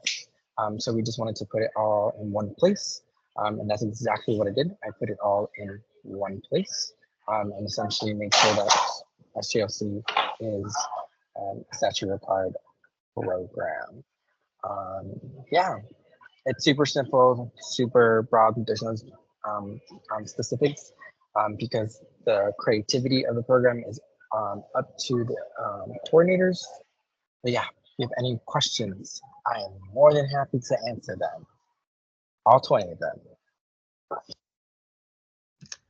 All right, we are now in line for questioning. I'll go Varela. Yeah, this is one question about like the drafting process of this bill. Was there like a specific problem that you felt because I think you were a former SGLC, or is there a specific problem in the program that you either witnessed when you were in justice or experienced in the program that you felt like the statute would be necessary? There's not necessarily a problem with the program. The program is up to the coordinators, that is their discretion entirely. The problem is that we require SGLC coordinators, but the program itself is not a requirement within our statutes.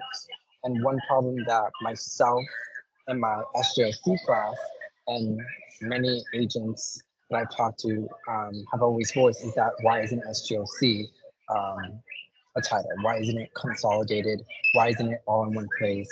If you check right now, you have to open the Judicial Rules of Procedure, the Senate Rule, and you have to go into Title 5 and Title 4, I believe, just to find the premises of SGLT itself when it comes to the coordinators and the devolved councils.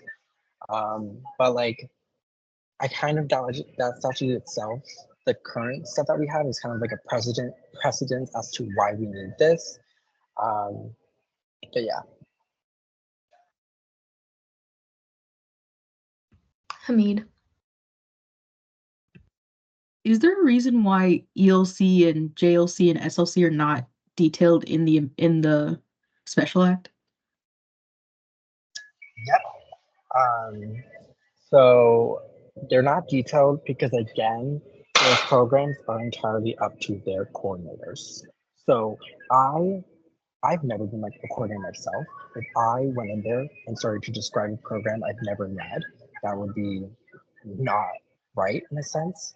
Again, after hearing what the coordinators have to say, there's no reason for me to get descriptive. There's no reason for the statute to be descriptive. If I described what JLC, what ELC, and what SLC is, it overrides your Senate rules. It overrides the Judicial Rules of Procedure.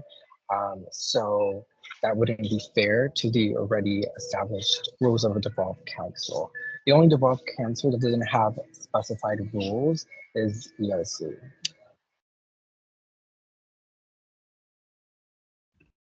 Varela.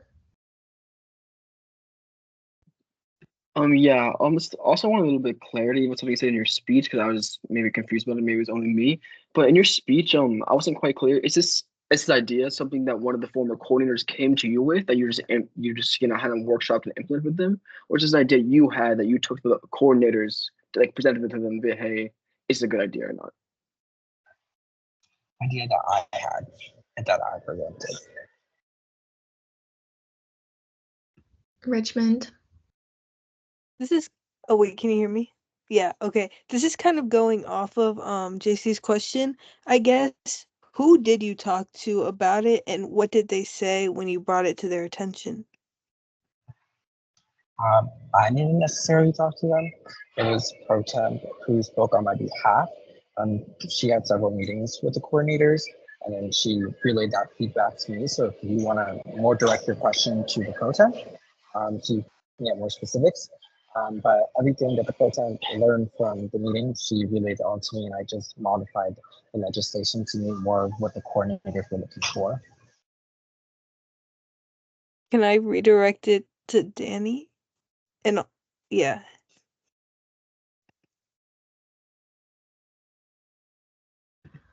You may. Okay. I spoke with Interim Chief Justice Rivera because he was the JLC coordinator last year. Holman spoke briefly about her experience as coordinator, obviously not necessarily about the legislation, but just her experience as coordinator. Didn't get to speak to Peter because I don't have contact with Peter. I didn't get to speak to any like previous ELC, so really don't have like the Executive Leadership Council's perspective on it. But kind of the consensus was, like Vice Chair Collazo said, the creativity would have been barred if we put too much structure into the legislation. So that was kind of like a consensus of like, don't put that in.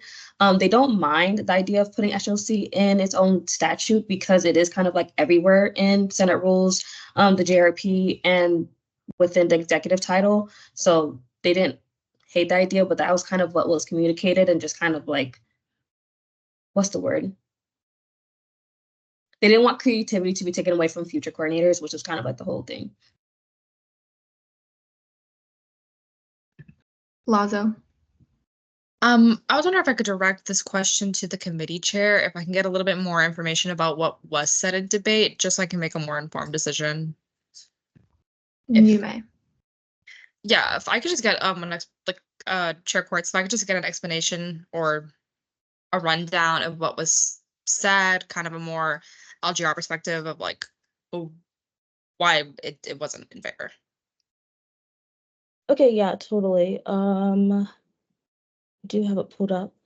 Okay, so we had 2 in negation and then 1 in affirmation. Both of the ones in negation, it was kind of just like over legislation and not wanting to put too much like not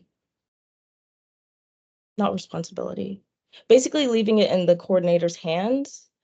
And then the one in affirmation said that it was basically really good to create like a skeletal guide for the new coordinators. But yeah, that was all we had.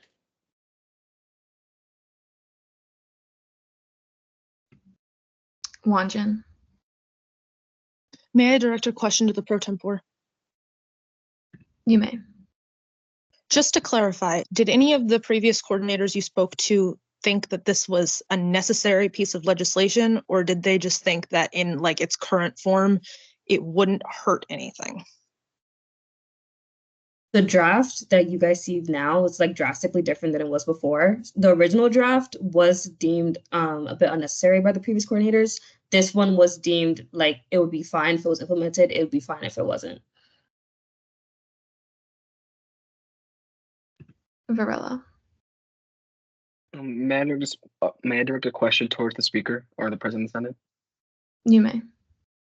Going back to your time as the ILA and SLC and SGLC coordinator, did you feel like you had any like problems or any like running into any road bumps where you didn't understand how to run the program, or you kind of unclear about what it was like during organizing it? And would this have helped? I won't speak to whether this would have helped or not, just in order to stay as impartial as I can. My experience as a coordinator, I didn't necessarily feel that way, only just because precedent is like a very big part of being a coordinator. However, I don't necessarily think this legislation affects that at all, or, you know. But yeah, that's my take.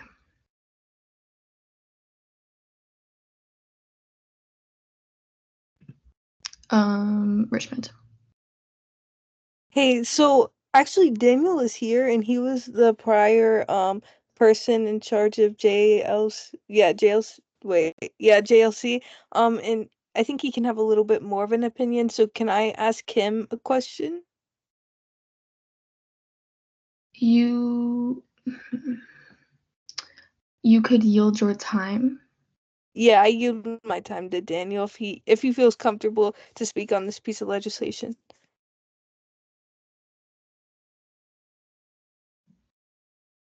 Hi everyone. I don't really know what I'm supposed to say. Folklore, do you have a question?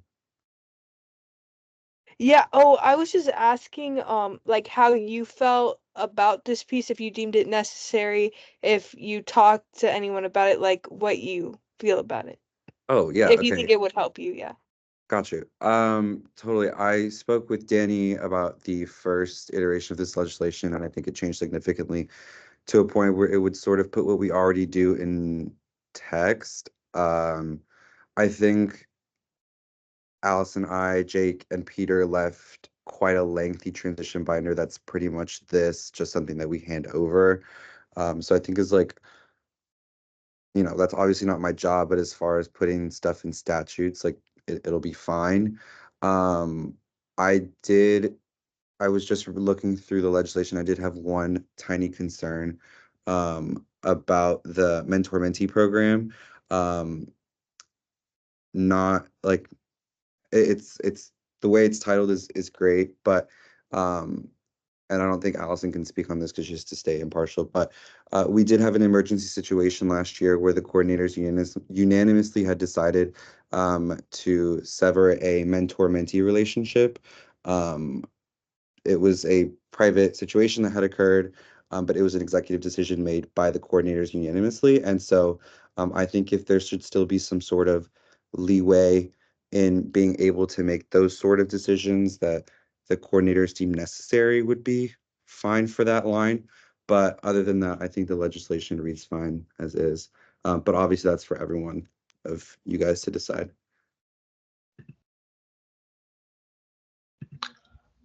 All right, Lazo. I was in a motion to move to debate. There's been a motion to move to debate. Are there any objections? All right, we're now in debate. Also, the answer to my question, that was not swaying one way or another. Just put that out there. Banesh. Hi guys. So at first I was really honestly in support of this legislation. Maybe it's because I'm an outsider and I didn't really do SGLC, but I found that it was like kind of advantageous. I love it when people have like transition material for people. But after Daniel spoke and already talked about there being transition material that they give out, I find the legislation may not be as necessary. So I'm kind of wavering in support. I'm still in support, but you know, it could be fine with or without. So I encourage you guys to vote the same though. Collazo.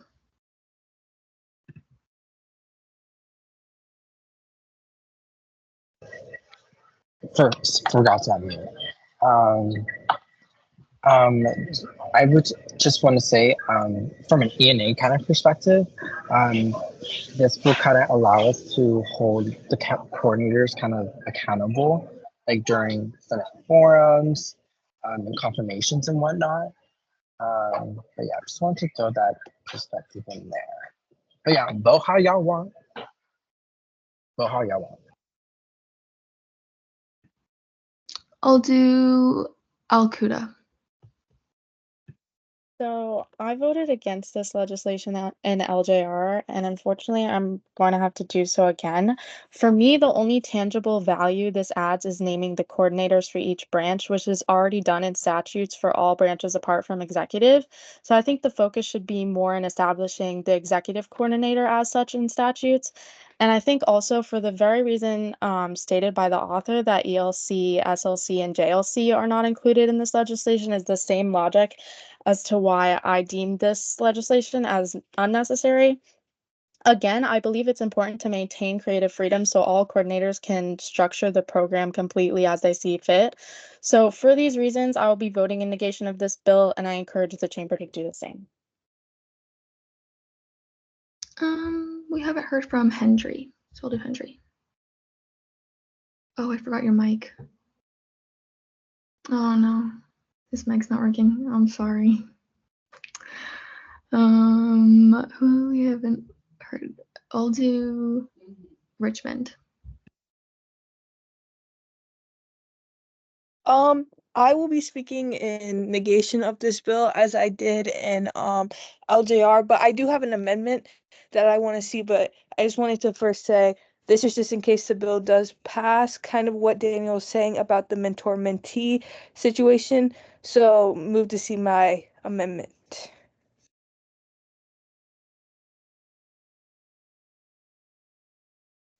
Oh, okay, I see it. It's 1503.1D, correct? Yes. All right, there's been a motion to see ELA Richmond's amendment at 1503.1D. Are there any objections? You can say I object. All right. Wanjin objects. Richmond, do you withdraw? Oh wait, can you repeat yourself? I lost you. Wanjin objects. So Richmond, do you withdraw? No. All right, we're now in pro-con procedures. Wanjin, you're up first. You have 1 minute. I'll be really quick. I think we should PPI or deny this legislation. I don't think we need to go through the time of seeing an amendment. Although I would support the amendment, I strongly do not support the bill and think it needs to be PPI'd or denied. So, yeah. Richmond. I completely agree with Katrina. I think this should be denied or PPI'd, but just in the instance that it is not denied or PPI'd, I guess we could see this on third reading with the amendment, but I just want to ensure that this is added because I think it's important that all mentors are held to a high standard, as we're not really raising the future, but we kind of are. I'm done. All right, we're now in voting procedures. It'll be the pro will be Wanjin. There we go.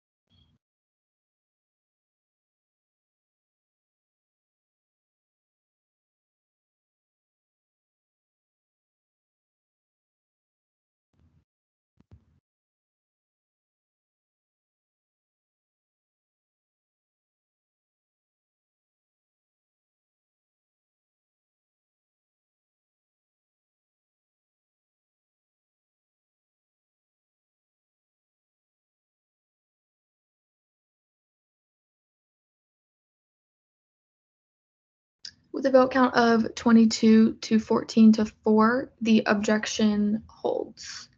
So we are not seeing the amendments. All right.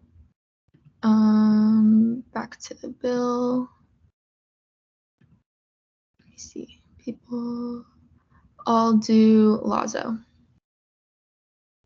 Hi, so just basically an overage. I highly encourage all of you to vote against this bill. I think it's a perfect example of over legislation, and I don't feel like it has any reason to exist.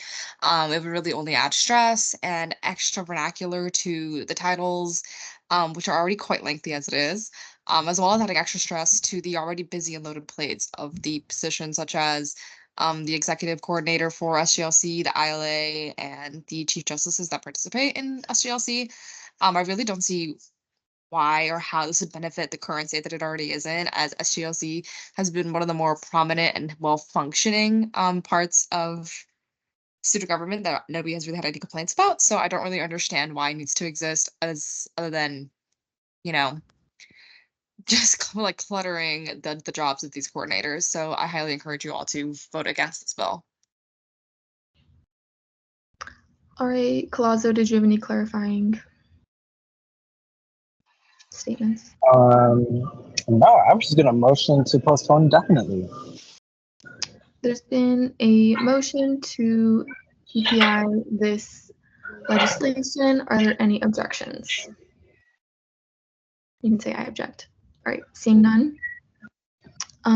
Special Act 5601 is postponed indefinitely. All right. Well, with that, we have pretty much covered all of our postponed legislation, business, and whatnot. So, good job, guys. We're at Senate Forum. So, Vice Chair Colazo.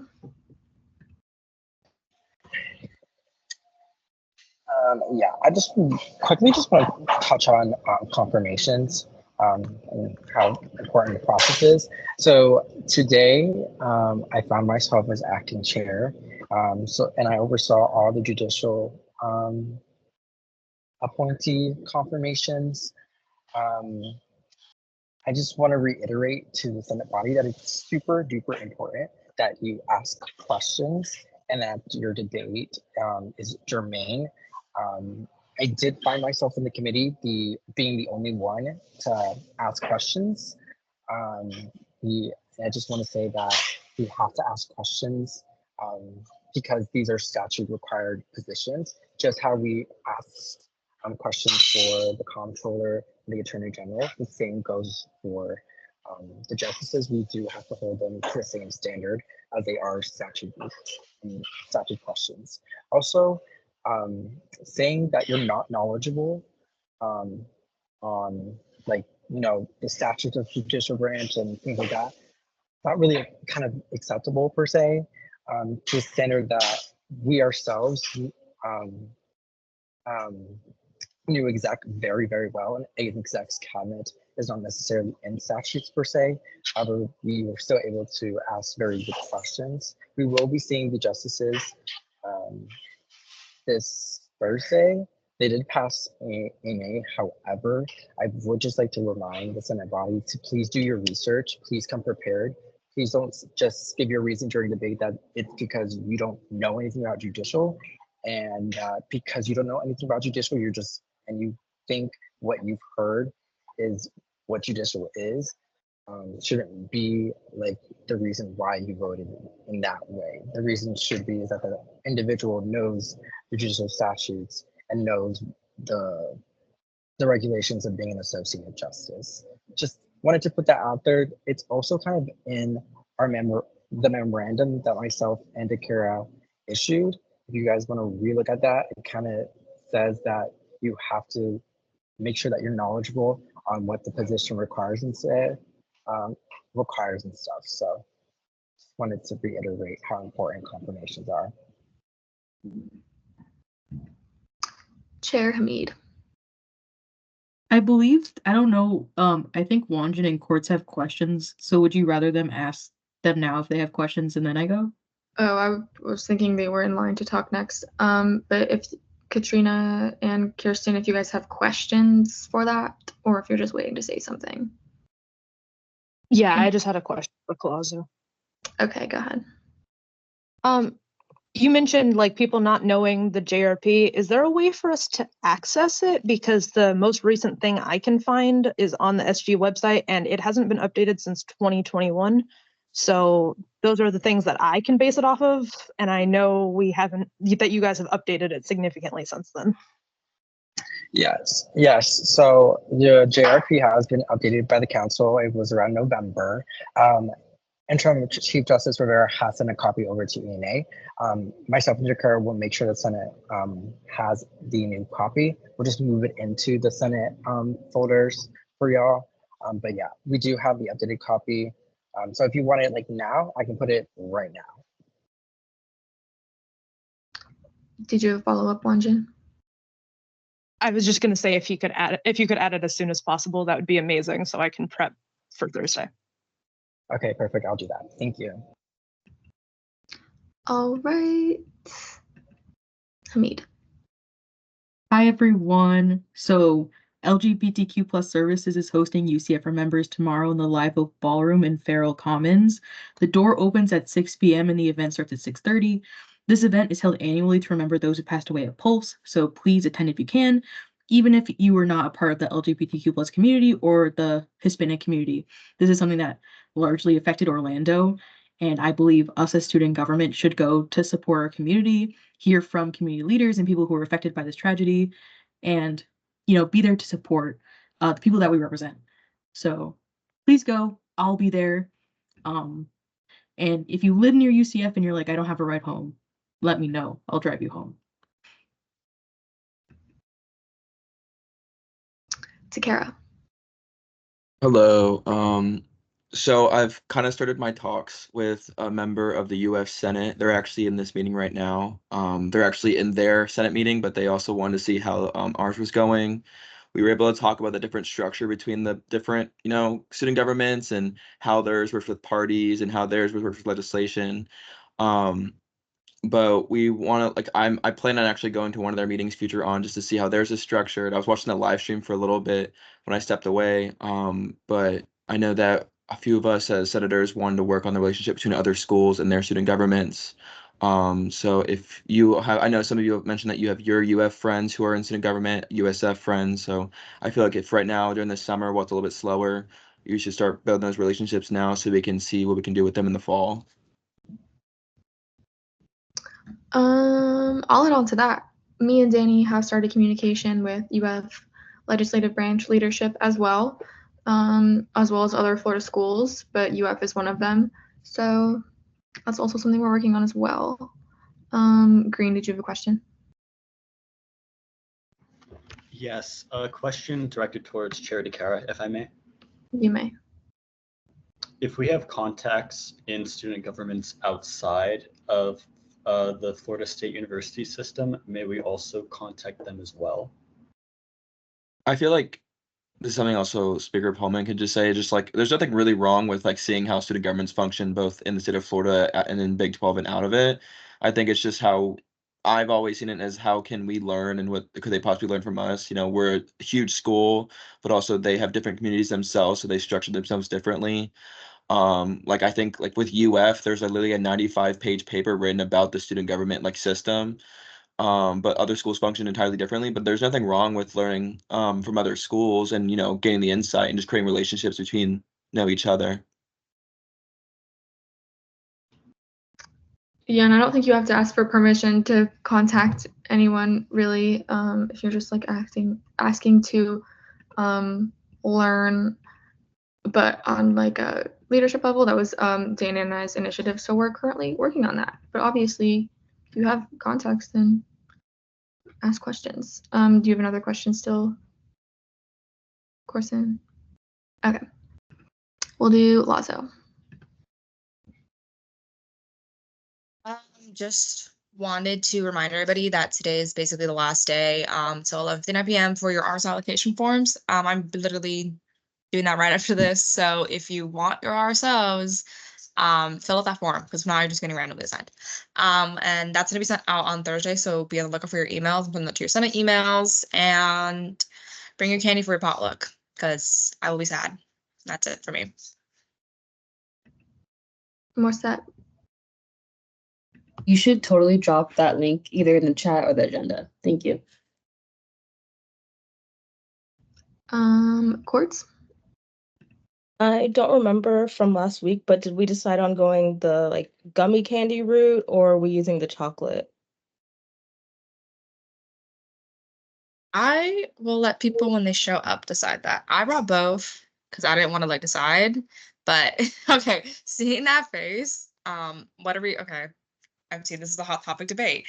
I might let the people drop it in the chat or if they want to speak, which candy they're favoring. I'm personally a gummy girl, but I don't know, chocolate lovers are weird.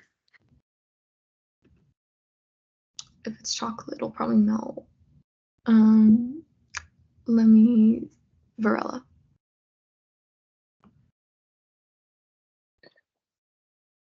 Yeah, I just wanted to comment on that. I think like what Speaker Pullman said, the chocolate's gonna melt and like that's gonna be really gross. And I don't want to have chocolatey hands personally. So yeah, I think gummies or like non-melting candy is the best course of action. Hamid. I would like to say the same thing. Can we agree on gummy candy? Because I want to bring like Swedish Fish. I know someone's gonna want to bring them nerd gummy clusters, and that's gonna be weird if you mix it with like unwrapped Kit Kat. Because I saw someone brought Kit Kat. So like, can we? And also like gummy candy won't melt together. Like there's a lot against the chocolate. So I think we should agree to gummy because I think everyone else wants to do that. I will say I am in favor of Brody and Maddie's ideas of like bring both. They can be separated like the hot bar and the salad bar. Crazy allegory. If anybody wants chocolate and they want to bring it, go ahead. I'm not going to stop you. I'm going to be bringing like little cups so we can separate them anyways. But if you guys all want to put gummy in like the little like bin that I brought for this, go ahead. I think that is the smarter decision, but I didn't want to be like anti-chocolate. Lipner. I'm very much in favor of 2 bins if possible to stop the chocolate from melting. Obviously, instate a pre-wrapped or individually wrapped rule for those chocolates. And then gummies, we can do the classic gummy salad where we actually throw stuff in. The true candy salad experience. Metellus.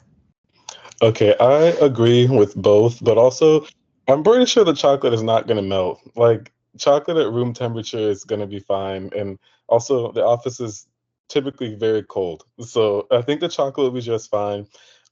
That's coming from a Reese's lover. That's my favorite candy, and I advocate for chocolate. Thank you. That's a good point. The office is very cold. We'll do green. I am sorry. For what occasion is all this candy for? There's literally no occasion. I just wanted to like treat y'all. Summer's rough, Senate's rough. I just wanted to treat y'all to some candy. If you're virtual, you're more than welcome to fully snackily on some candy in the middle of Senate. I'm not gonna judge you. I'll probably even ask like, "What's your favorite candy?" So it's literally just like a little pick me up that Allison kind of brought to my attention. I was like, "That's super cute. Let's do it." Finish. As somebody who comes late to the meetings, oh, this is directed at Lazo, by the way. Sorry. As somebody who comes late to the meetings, usually, where will this candy bowl be located? Because I still want to join in on the fun. You know what I mean? So, yeah. So the candy bin's gonna be in the Senate, like, oh my god, hold on, my brain just blanked. It's gonna be in the SG office, like on that like table right in front of where Speaker Holman's and Pro Tempore Morrison's office are. If you want, I could probably save you like a little cup of candy of either, whichever one. I'm gonna be doing that for another senator who also arrives late. So if you want me to do that, more than welcome to. If not, it's gonna be there before and after Senate. I'll definitely message you then. Oh, sorry, my fault. No, you're good. Caringle. I actually wanted to know where that RSO form was. I don't see anywhere. I'm about to drop it right now. I'm so sorry. I got busy with the candy discussions. Ah, gotcha. All good. All right. Is there anybody else wishing to speak in Senate forum? Seeing none, we're now in Senate deliberations. Is there anyone wishing to deliberate anything that was said at this meeting? All right, seeing none, advisors report. Brody. All right. I didn't necessarily have anything. I would have if we didn't have another meeting in 2 days, but based on what I am hearing about this candy situation, I'm going to part of the it took me a while to realize like why you were debating this. What I'm going to recommend strongly is that you keep all the different items that you bring separate so people can make their own salad, right? As opposed to, right, I would rather you do this salad bar style so you can pick each item than like jungle juice style where you dump it all into a bucket and have to scoop it out, right? Just because you don't know what people are allergic to, you don't know what people, hey, I might really want to do this, but I don't dig sour stuff, right? Or like whatever it might be. So if everybody just brings their bag and you can put all the bags out and then you can just like take little bits of each one that you like. That's my strong recommendation. Okay, thanks. That's all for me. Thank you.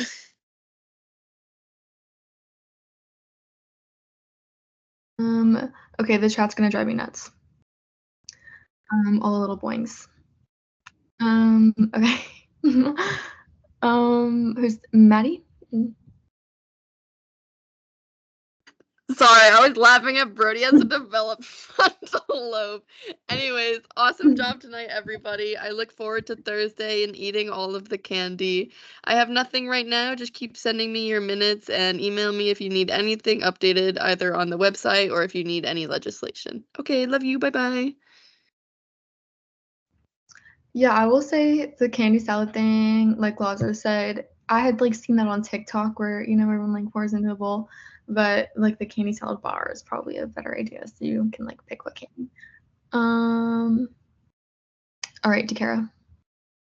This was I completely forgot to ask this. But like this is something that I feel like I would just ask like for all of us. So like if some of us are working on like resolutions, but we like want to like get insight on other members, it's just like you want to ask as a whole, like should we just like put that in like the Senate channel and just be like, hey, I'm working on this. What do you guys feel? Or could we like have like a space to like put that type of stuff?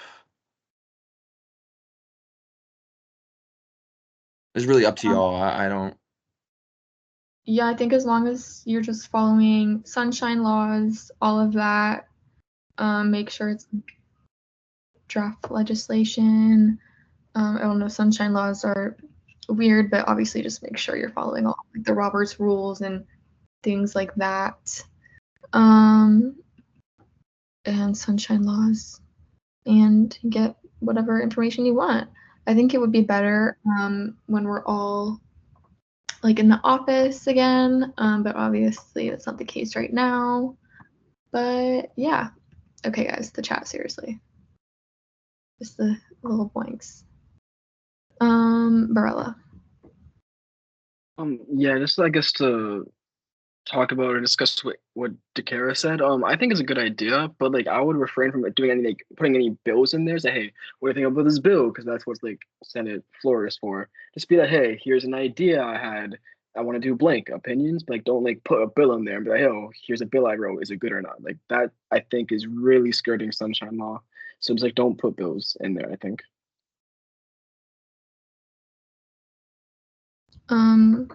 Now I feel bad. Sorry for yelling at you guys about the chat. I love the camaraderie, really.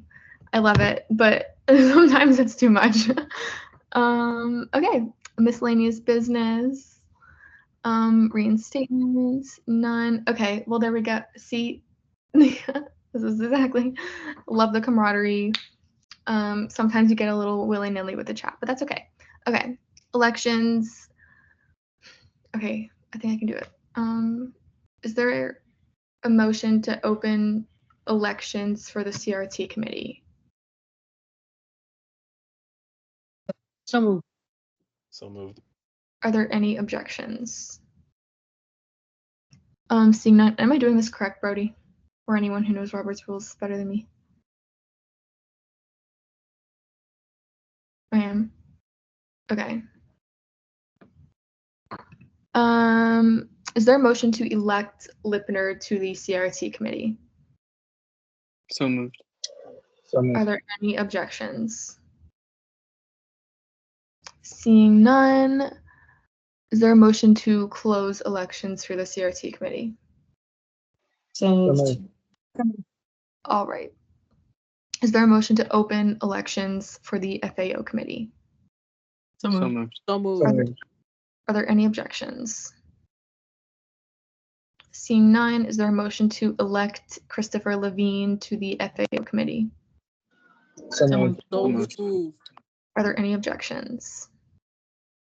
Seeing none, is there a motion to close elections to the FAO committee? So moved. All right. Is there a motion to open elections for the LJR committee? So moved. So moved. Is there a motion to elect Senator Blessman to the LJR committee? So moved. Are there any objections? Seeing none, is there a motion to close elections? So moved. All right, appointments. This one I just say I hereby appoint, right? Yes. Okay. I hereby appoint Senator Blessman to the GAP committee, and I hereby appoint Senator Johnson to the ORS committee. All right. Are we even able to do Danny's dope trip over the summer or no, Danny? I want to do it. Please. Okay. Okay. So there's like 6 cameras, so I only have 6 options. But I'm gonna do Jordan for the third one because I like the chain. And then I'm going to do Kristen for second because I like the sweater. And then I'm going to do Lazo, even though she never had a camera on, because that's just my decent for real. Like, y'all better go out for that candy bar because I'm 2 hours away, so I can't participate. But yeah.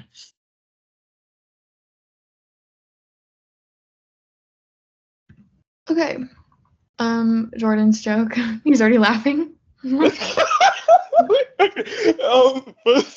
First of all, I'd like to thank Danny for including me in Danny's dope trip. I'm so happy about that. Anyway, my joke. How do you organize a space party? You plan it. Thank you. Okay.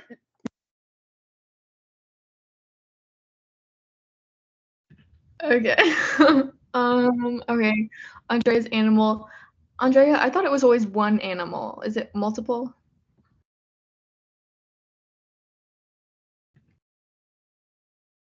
Wait, can you say that again? I always thought it was, are we doing multiple animals of the day or is it one animal? What do you mean? Or it says, well, on the thing it says Andrea's animal. Oh, Like so like singular. Andrea chooses animals is really more of the thing. Okay. Um, Andrea hasn't really chosen an animal for today because Andrea just came from the vet clinic and had to deal with a lot of animals. So I decided not to choose one for today and wait till Thursday. Okay. Good deal. All right. Lazo. Can I nominate an animal for the animal of the day or no? You can nominate one. I'll consider it. Motion to wait, no. I nominate my dog, Geisha. She's literally a really rare breed. She's called Lhasa Apso, and she looks like a freak of nature. And I'll probably drop picture of her on the agenda because she's really weird looking. And that's it. Because I've seen pictures of Geisha before, I'm gonna go with yes. I'll see that motion, an official motion. Okay. Morset. I was gonna do a motion. I don't know if Dakara has something to say. Do you have something to say to Kara? It was gonna be something, but I'll keep it to the DMs with Andrea. Okay. Crazy statement. Motion to adjourn pending final roll call. There's been a motion to adjourn this meeting pending final roll call. Are there any objections? Seeing none, Chair Quartz. Okay. Lazo, please Present. stop. Rachetta, Present. Blessman, Present. Corelli, Christopher Levine, Present. Stephen Levine, Present. Lim, Present. Morset, Present. Elias, Pringle, Present. Ikara, Butler, Present. Butler, Connolly, Gumarov, Hamid, Present. Kaufman, Present. Larson, Memory, Present. Tellis, Present. Rose, Present. Shannon,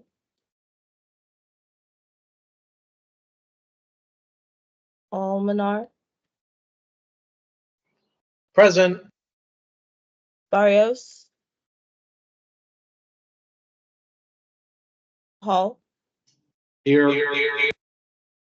Jackson, Present. Atohaj, Present. Chauhan,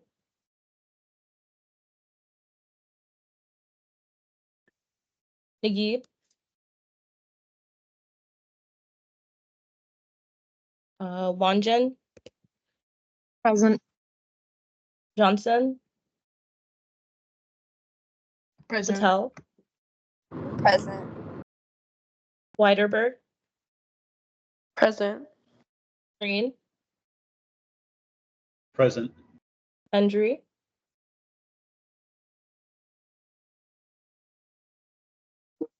Orhez, Here. Alcuda, Present. Ganesh, Present. Condoloro, Present. Colazo, Present. Fuchs, Jimenez Valero, Hashimi, Present. Ugalbo, Present. Ullman, Present. Brenda, Present. Richmond, Present. Shen, Present. Barilla, Present. Vasquez, Present. and Lipner. Present. All right, 38 out of Uh, 51, quorum is uh, verified. Senator Chauhan, like I don't think my name was called, or I didn't hear it because my internet cut off. Okay, you may have not heard it. I said it. 39 out of 51, quorum still verified. All right. I'm lost on the agenda. All right. I adjourn this meeting at 8:38 p.m. Thank you guys again for being here. I'll see you guys Thursday.